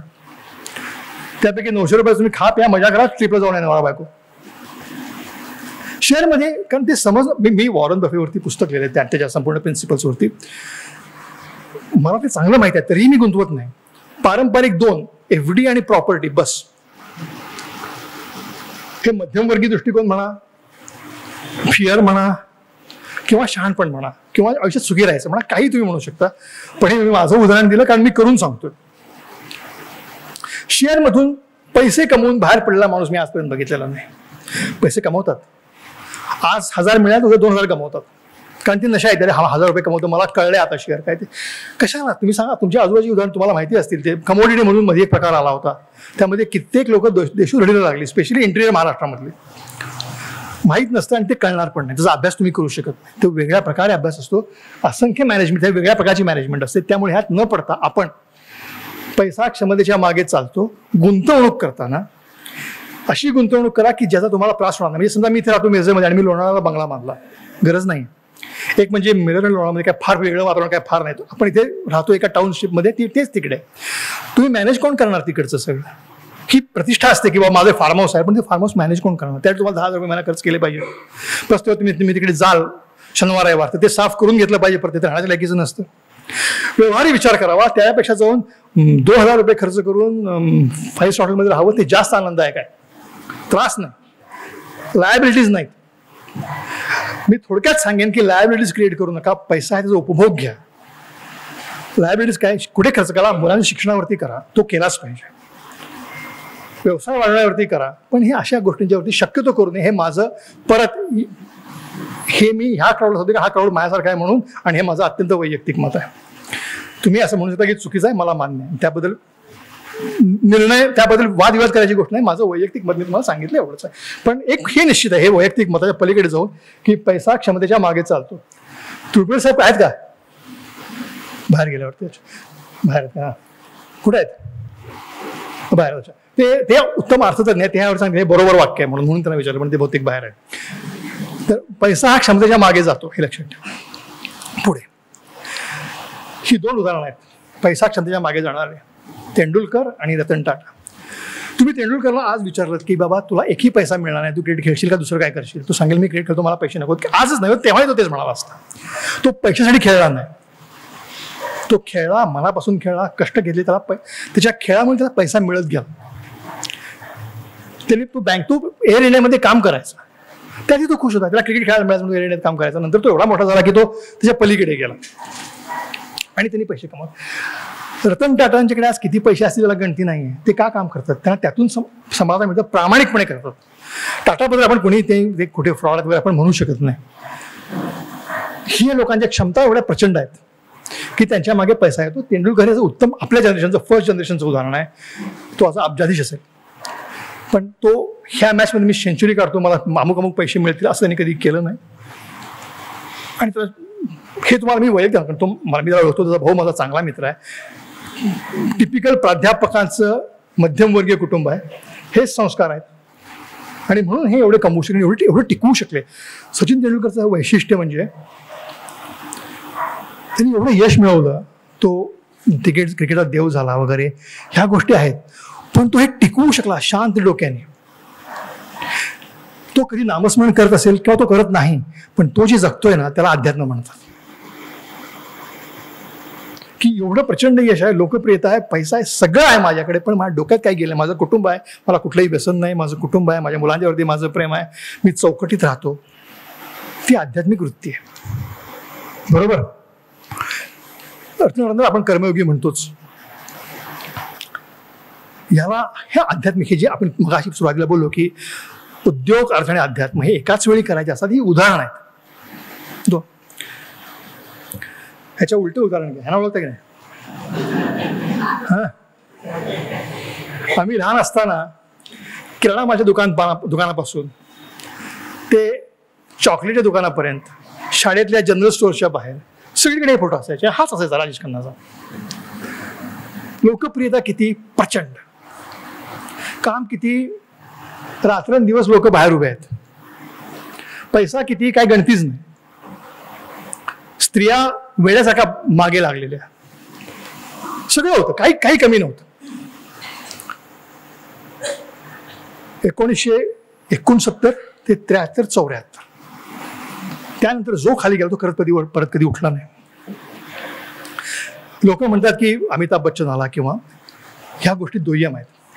या माणसाला आपल्याला यश का मिळालं हे पण कळालं नाही आणि त्यामुळे अपयश काय ते हे पण कळालं नाही.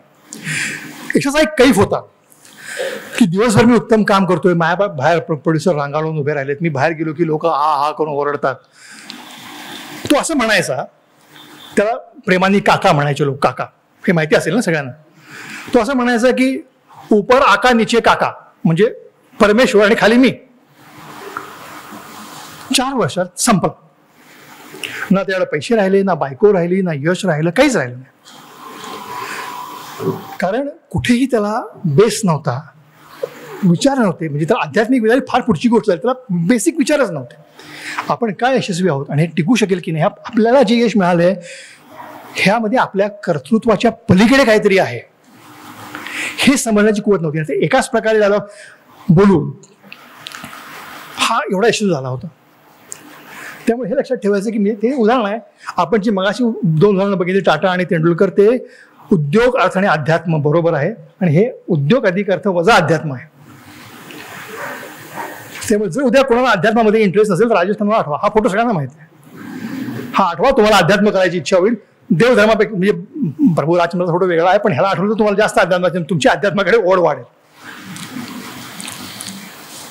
आता आपण एवढं बोललो वेगवेगळ्या गोष्टींच्यावरती, अध्यात्म वेगवेगळ्या प्रकारे, ते वेगळ्या अँगलचा विचार केला, ह्यांची कौशल्य एकच आहेत हेही आपण बोललो. आणि ह्यामध्ये उद्योग आणि अध्यात्म आणि अर्थ याच्यामध्ये एक रिलेशन आहे. हे त्रिकालाबाधित रिलेशन आहे आणि हे आपल्याला समजण्या पलीकडचे रिलेशन आहे. कसंही मी तुम्हाला सांगतो. हे एक उदाहरण, इंटरेस्टिंग उदाहरण. हे भगवद्गीतेचं वाक्य आहे की अहंकारम बलम दर्पम कामम क्रोधम च संश्रिता ममात्मार परदेशु प्रविशंतो अभ्यास सुयका. आपल्याकडे काही लोक भगवद्गीता वाचत पण असतील, बरोबर कोण असतात की वाचतात की नाही तुम्हाला माहिती आहे. तुम्हाला माहिती आहे भगवद्गीतेचे श्लोक वगैरे सगळं. हा श्लोक आहे. दुसरा श्लोक असा, हा 16व्या अध्यायातला 21वा श्लोक आहे की त्रिविधम नरकदेश द्वारम नाशात्मनः कामः क्रोधस्तथा लोभस्त आत्मदत्तात्रय त्यजेत. हे आहे. ह्यांचा अर्थ काय होतो मराठीमध्ये तुम्हाला माहिती असणार आहे की माणसाने त्याच्या मनात उत्पन्न झालेला अहंकार, दडपण, राग, वासना, लोभ ह्या गोष्टी ताबडतोब काढून टाकाव्यात. या वाईट गोष्टी ताबडतोब काढून टाकाव्यात. त्या नरकाकडे नेणारे दरवाजे उघडतात. या गोष्टींमुळे स्वतःचा नाश होतो. बरोबर, हे माहिती आहे आपल्याला सगळ्यांना. या गोष्टी काढून टाकल्या तर माणसाची गुणवत्ता वाढते, तो अधिक निर्मितीक्षम होतो, त्याला दैदिप्यमान यश मिळतं. हे तुमच्या भगवद्गीतेच्या क्लासमध्ये किंवा लोकांसाठी तुम्हाला समजलं, तुम्ही वाचलं असेल. सत्य. भगवद्गीता केव्हाची आहे? साधारणपणे 5,500 वर्षांपूर्वीचा काळ म्हणू. बरोबर आहे सर? तेव्हाची भगवद्गीता. आता पुढचं मी तुम्हाला सांगतो, काय तुम्हाला माहीत नसेल. कारू इशिकावा नावाचे गृहस्थ आहेत. हे हार्वर्डमध्ये जपानी आहेत. त्यांनी हार्वर्डमध्ये मॅनेजमेंटचं शिक्षण घेतलं आणि त्यांनी एक थिअरी क्रिएट केली. त्या थिअरीमध्ये ते म्हणतात, ऐका ही theory, eliminate the waste immediately from your organisation and change it for better continuously. It improves quality, productivity and gives the organisation long term and glorious success. याचा अर्थ असा होतो, तुमच्या कंपनीमध्ये निर्माण झालेल्या चुकीच्या गोष्टी ताबडतोब काढून टाका, तिच्यामध्ये सतत सुधारणा करत राहा.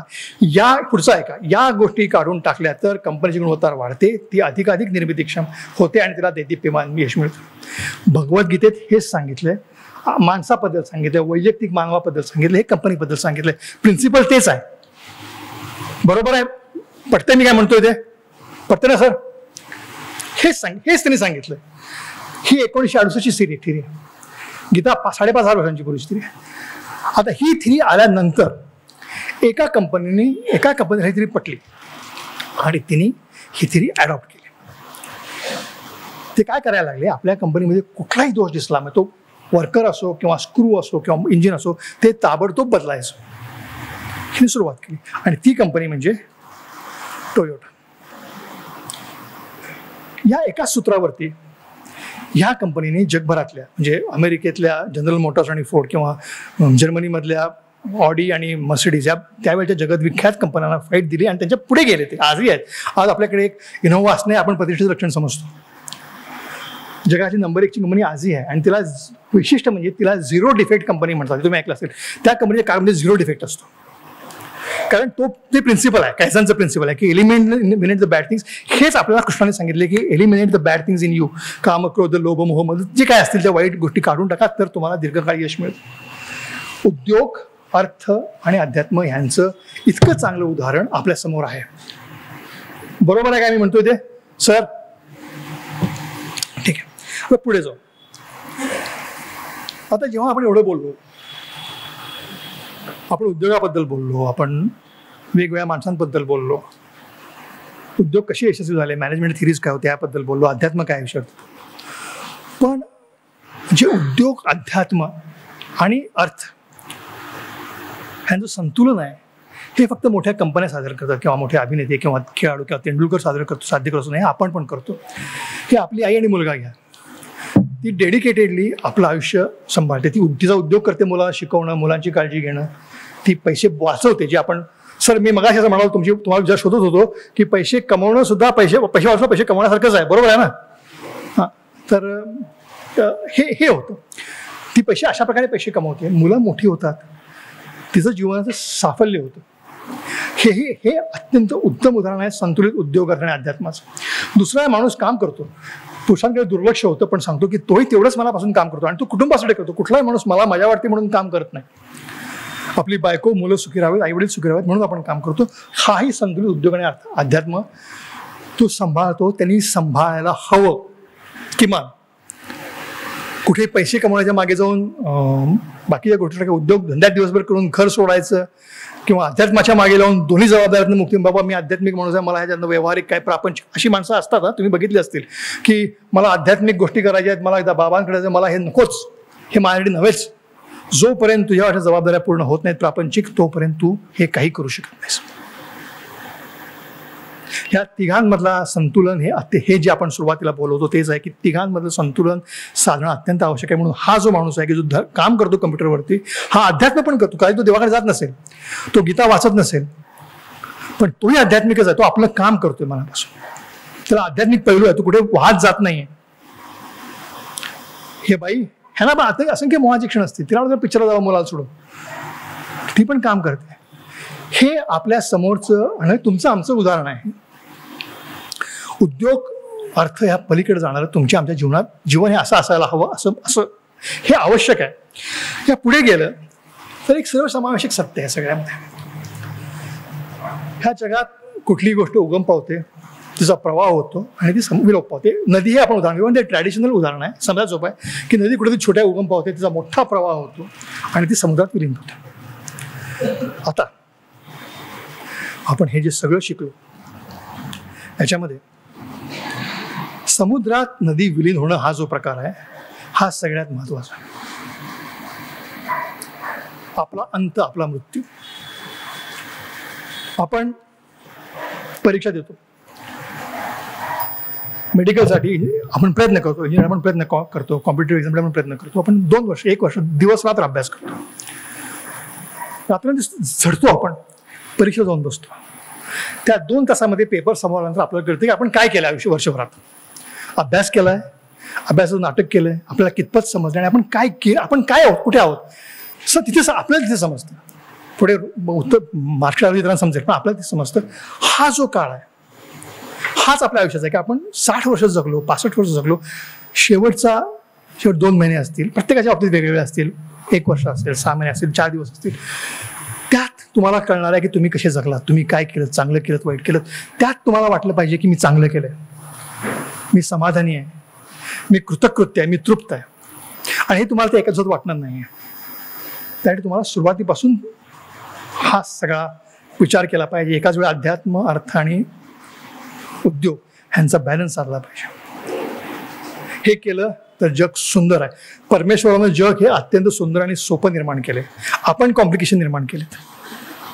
त्याला वाटतं त्याची त्यांनी निर्मिती केली आहे ती उत्तम राहावी, त्यांनी जगाची आजूबाजूची काळजी घ्यावी, स्वतः मजेत राहावं आणि एके दिवशी परत आपल्यात विलीन व्हावं. हे अत्यंत साधं सोपं सरळ जीवनाचं सूत्र आहे. त्यासाठी उद्योग करणं, गरजा भागवणं आपल्या आणि आपल्या कुटुंबाच्या, आणि स्वतःशी प्रामाणिक राहणं आणि स्वतःला शेवटी स्वतःला उत्तर द्यायचं हे लक्षात ठेवून जगत राहणं हे सर्वात महत्वाचं आहे. बस मला एवढंच सांगायचं होतं. मनपूर्वक धन्यवाद.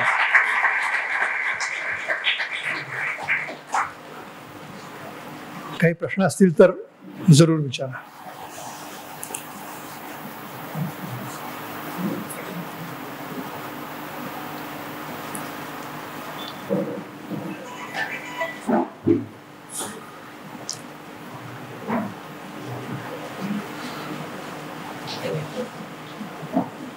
डॉक्टर काय प्रश्न? सुरुवात करतो प्रश्नाची. माझ्या प्रश्नाला सुस्थित अशा मुदत थांबायचं हे महत्वाचं असं म्हणतात. तर आपला सल्ला आहे थांबू नये. याविषयी जर अजून थोडं स्पष्टीकरण मिळालं एखाद्या उदाहरणाने तर बरं वाटेल. तुम्हाला सांगतो. समजा आपण डॉक्टर आहात. ओके, उत्तम डॉक्टर आहात. हां सर, मी तुम्हाला उत्तर देतो. जसं तुम्ही गेली 60-65 वर्ष तुम्ही प्रॅक्टिस करता.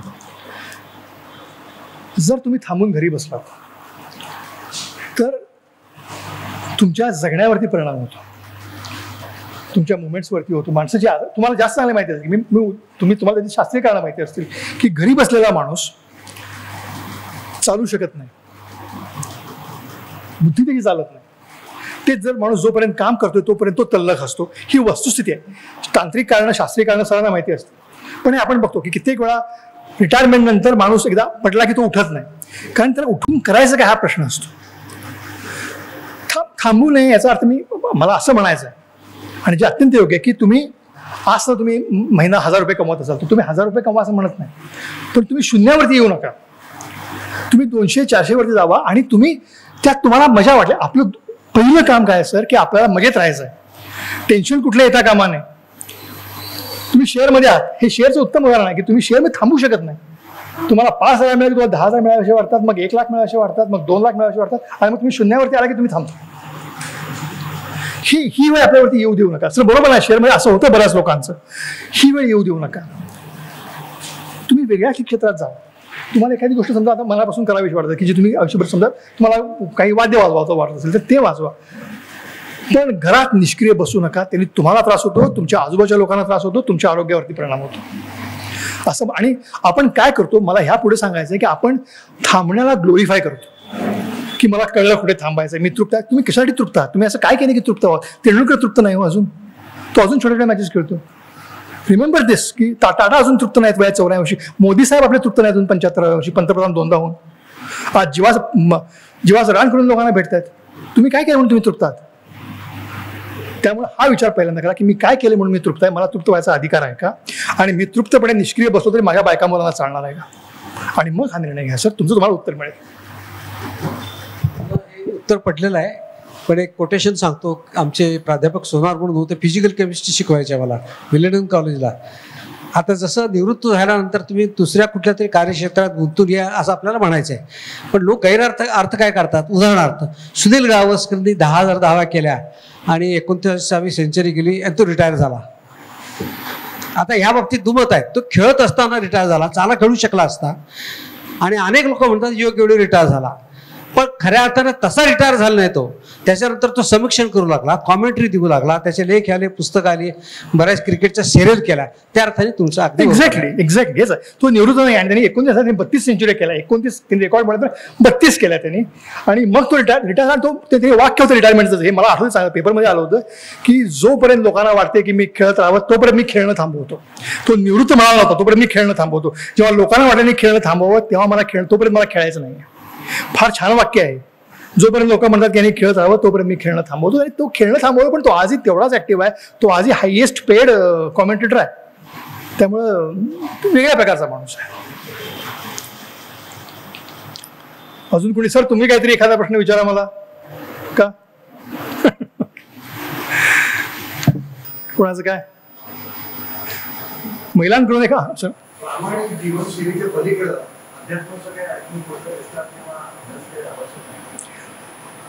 प्रामाणिकपणानं जीवन जगणं हा अध्यात्माचा विषय नाही आहे, हा कॉन्शियसचा, आपल्या कॉन्शियस आणि व्यवहाराचा विषय असं मला वाटतं.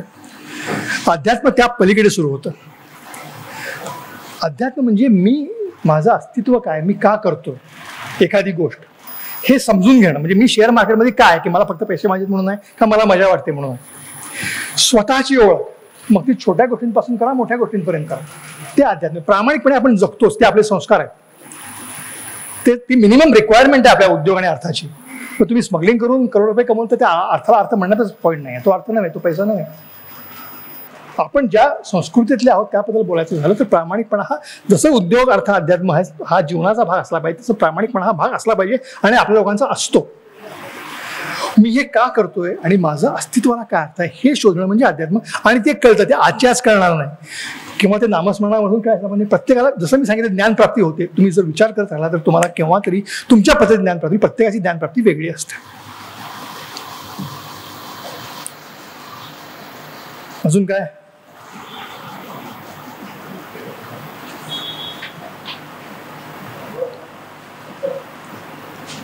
विषयामध्ये अर्थ, उद्योग आणि अध्यात्म हा विषय.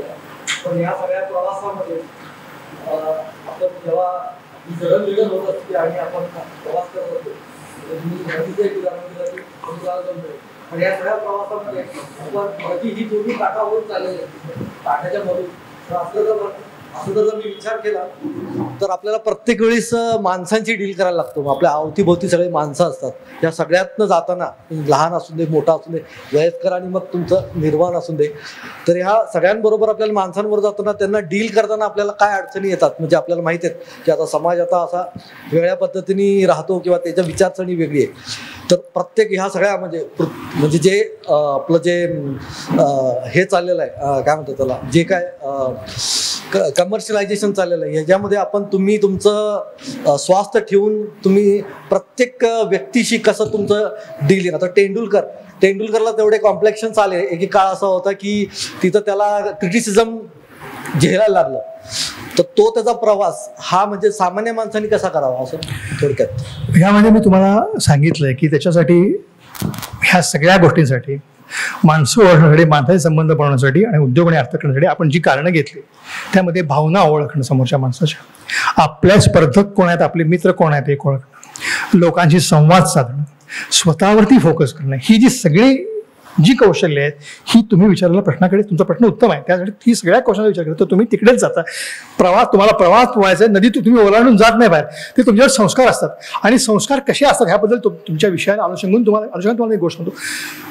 संस्कार मी करतो म्हणून होत नाहीत. ओके, आई मुलावरही संस्कार करते म्हणून होत नाही. असं दोन मुलं एकसारखी झाली असती, दोन मुलं घरातली एकसारखी नसतात.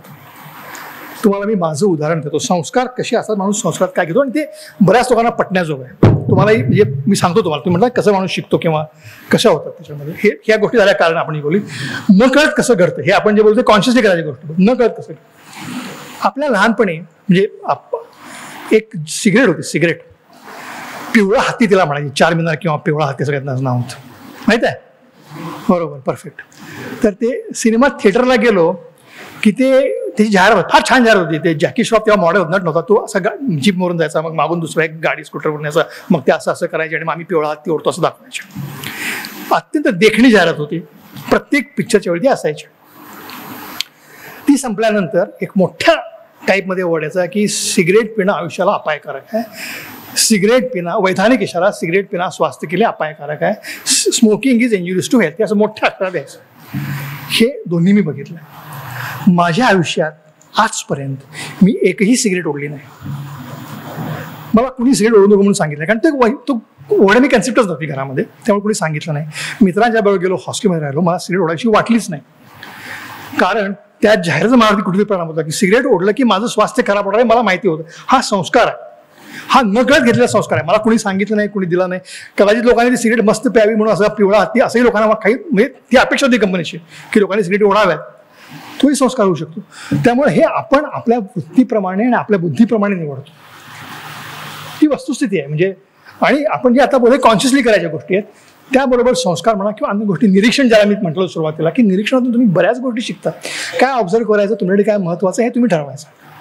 की तुला जॅकी श्रॉफ महत्त्वाचा आहे का, तुमच्यासाठी तुमची हेल्थ महत्त्वाची, दॅट इज इट. तुम्ही काय विचारा, महिलांकडून काहीतरी येऊ दे, काही तुम्ही विचारा काहीतरी.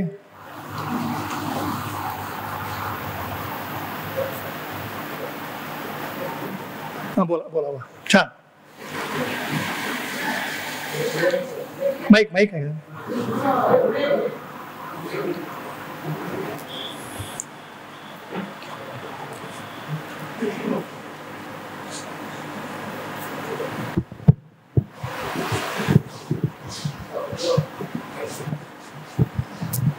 आजकाल आपण बघतो की शाळेतल्या मुलांना मोबाईलवरती खेळायलाच आवडतं जास्ती. म्हणजे जरी बाजूने आपण सांगत असलो की अरे मोबाईल योग्य नाहीये, पण त्याच्यात मनाला हे कसं कळणार आहे की मोबाईल वापरणं योग्य नाही. कारण तुम्हाला कळालं की सिगारेटवरती लिहिलंय म्हणून वापरायचं नाहीये, पण एखाद्या दुसऱ्या तुमच्याच वयाचा माणूस जो असेल तो भरपूर सिगारेट ओढल्या पण असतील. तर हे कॉन्शियस आणि अनकॉन्शियस माइंडमध्ये कसं मुलांनी आपलं किंवा आपण पालकांचा रोल म्हणून काय असावा? मॅडम तुम्ही मोबाईल किती वापरता? आवश्यक प्रमाणात. आवश्यक किती? तरी साधारणपणे किती स्क्रीनिंग असतं? तासभर दिवसातून. उत्तम आहे. मग तुम्हाला अधिकार आहे विषयावरती बोलायचं. कारण काय होतं युजली काय होतं मॅडम, मुलं ही बघून शिकतात, शब्दाने शिकत नाहीत.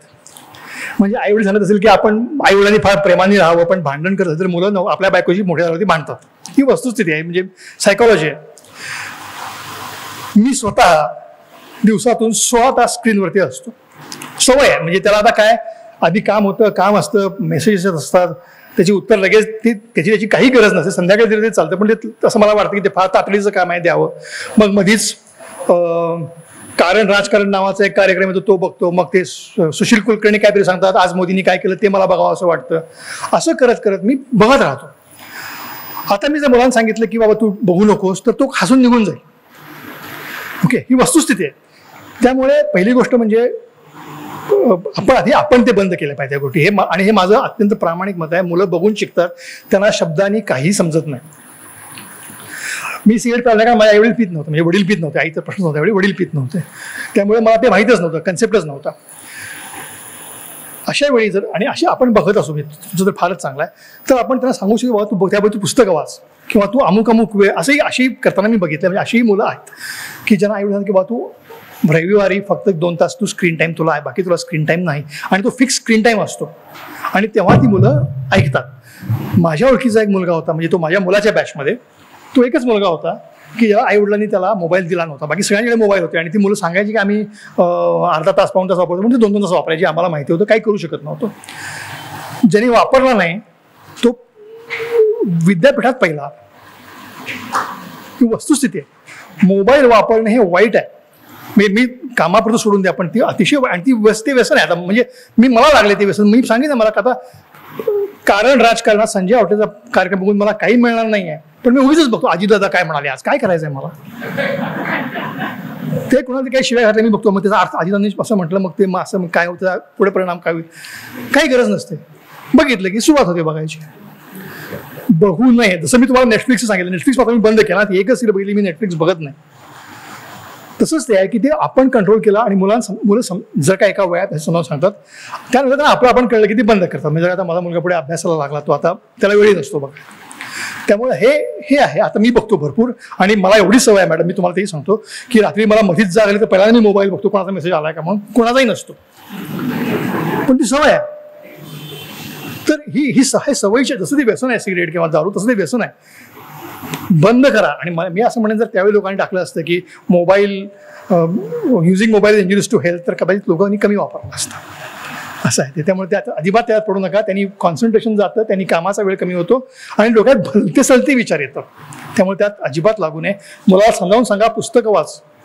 बोला जी, बोला. मला एक प्रश्न विचारायचा आहे की मग एकच मिनिट सर, बोला.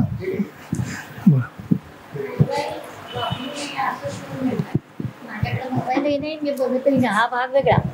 पण पोरासनी आता शाळेत ती मोबाईल देतात, त्याच्यावर काहीतरी येतंय, त्याशिवाय त्यांना अभ्यासच नाही.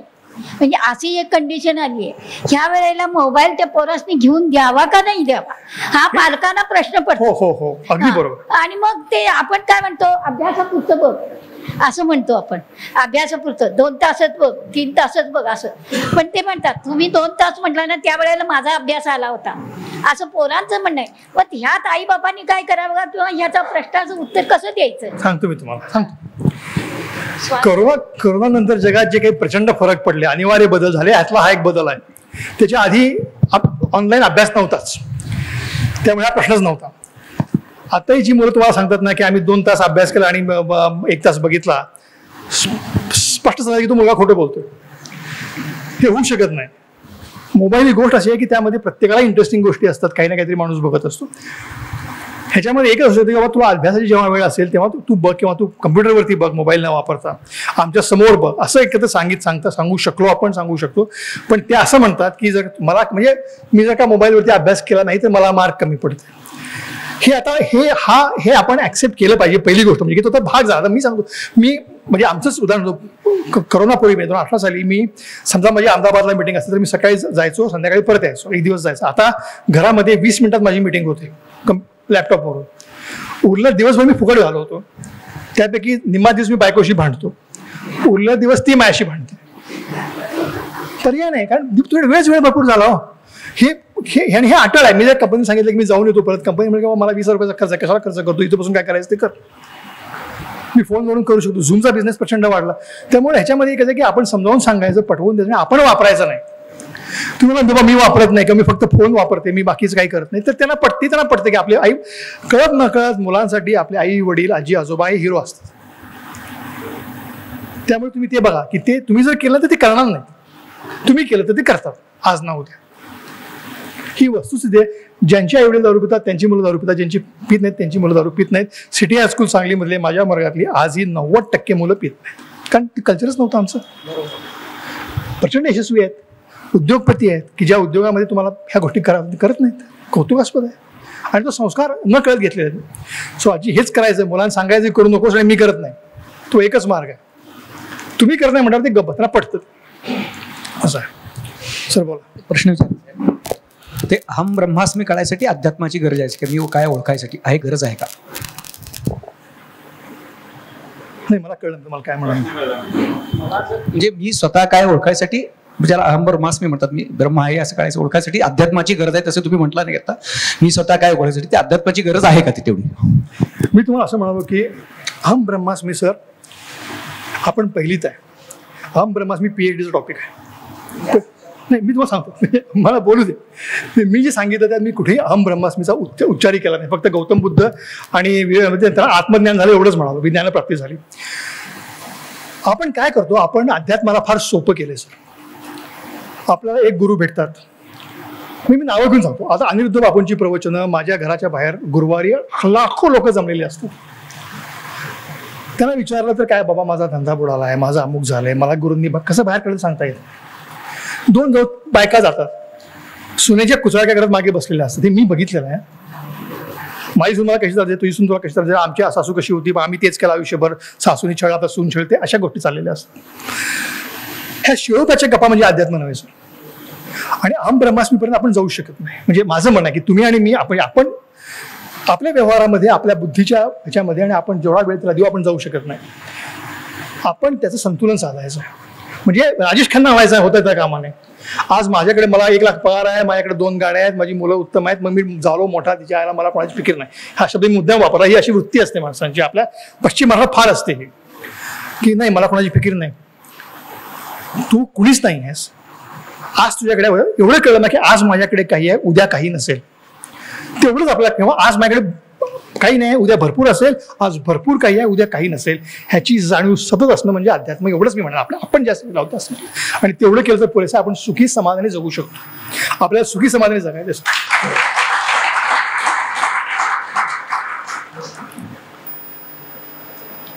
अजून सर तुमचा काय प्रश्न? Okay sir, thank you sir. मनपूर्वक धन्यवाद एवढं माझं बोलणं ऐकून घेतल्याबद्दल. मी तर म्हणतो की आपल्याला एवढं निरुत्तर केलंय की आपल्या पुढं काही प्रश्न उरलेलेच नाही आहे. Sir please.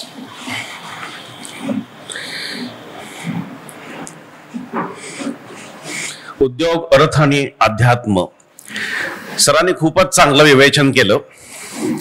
जनरली काय असतं माहितीये का, जे कोर टेक्निकल काम करतात त्यांना चांगलं बोलता येत नाही. आजचा अपवाद म्हणजे वालावालकर सर. जनरली लेक्चर देण्याचे किंवा भाषणाचे 2 प्रकार असतात. एक म्हणजे अभ्यासपूर्ण आणि दुसरं म्हणजे अनुभवातून. आजचं व्याख्यान हे नक्कीच अनुभवातून आहे हे आपल्याला प्रकर्षानं जाणवलं असेल. वेळ आपल्याला अतिशय थोडासा आहे, त्यांना लगेच गाडीनं जायचंय. उद्योगाची खरंच त्यांनी खूपच सुंदर उदाहरणं दिली, नॅचरल आईस्क्रीम पासून ते पुढंपर्यंत. जसं आपण म्हणतो ना की तुम्ही मार्काच्या मागं लागू नका, नॉलेजच्या मागं लागा, मार्क आपोआप पडतील. तसंच पैशाच्या मागं लागू नका, तर तुम्ही कर्माच्या मागं लागा, तुमच्या क्षमतेच्या मागं लागा, पैसा तुमच्या नक्कीच मागं लागेल.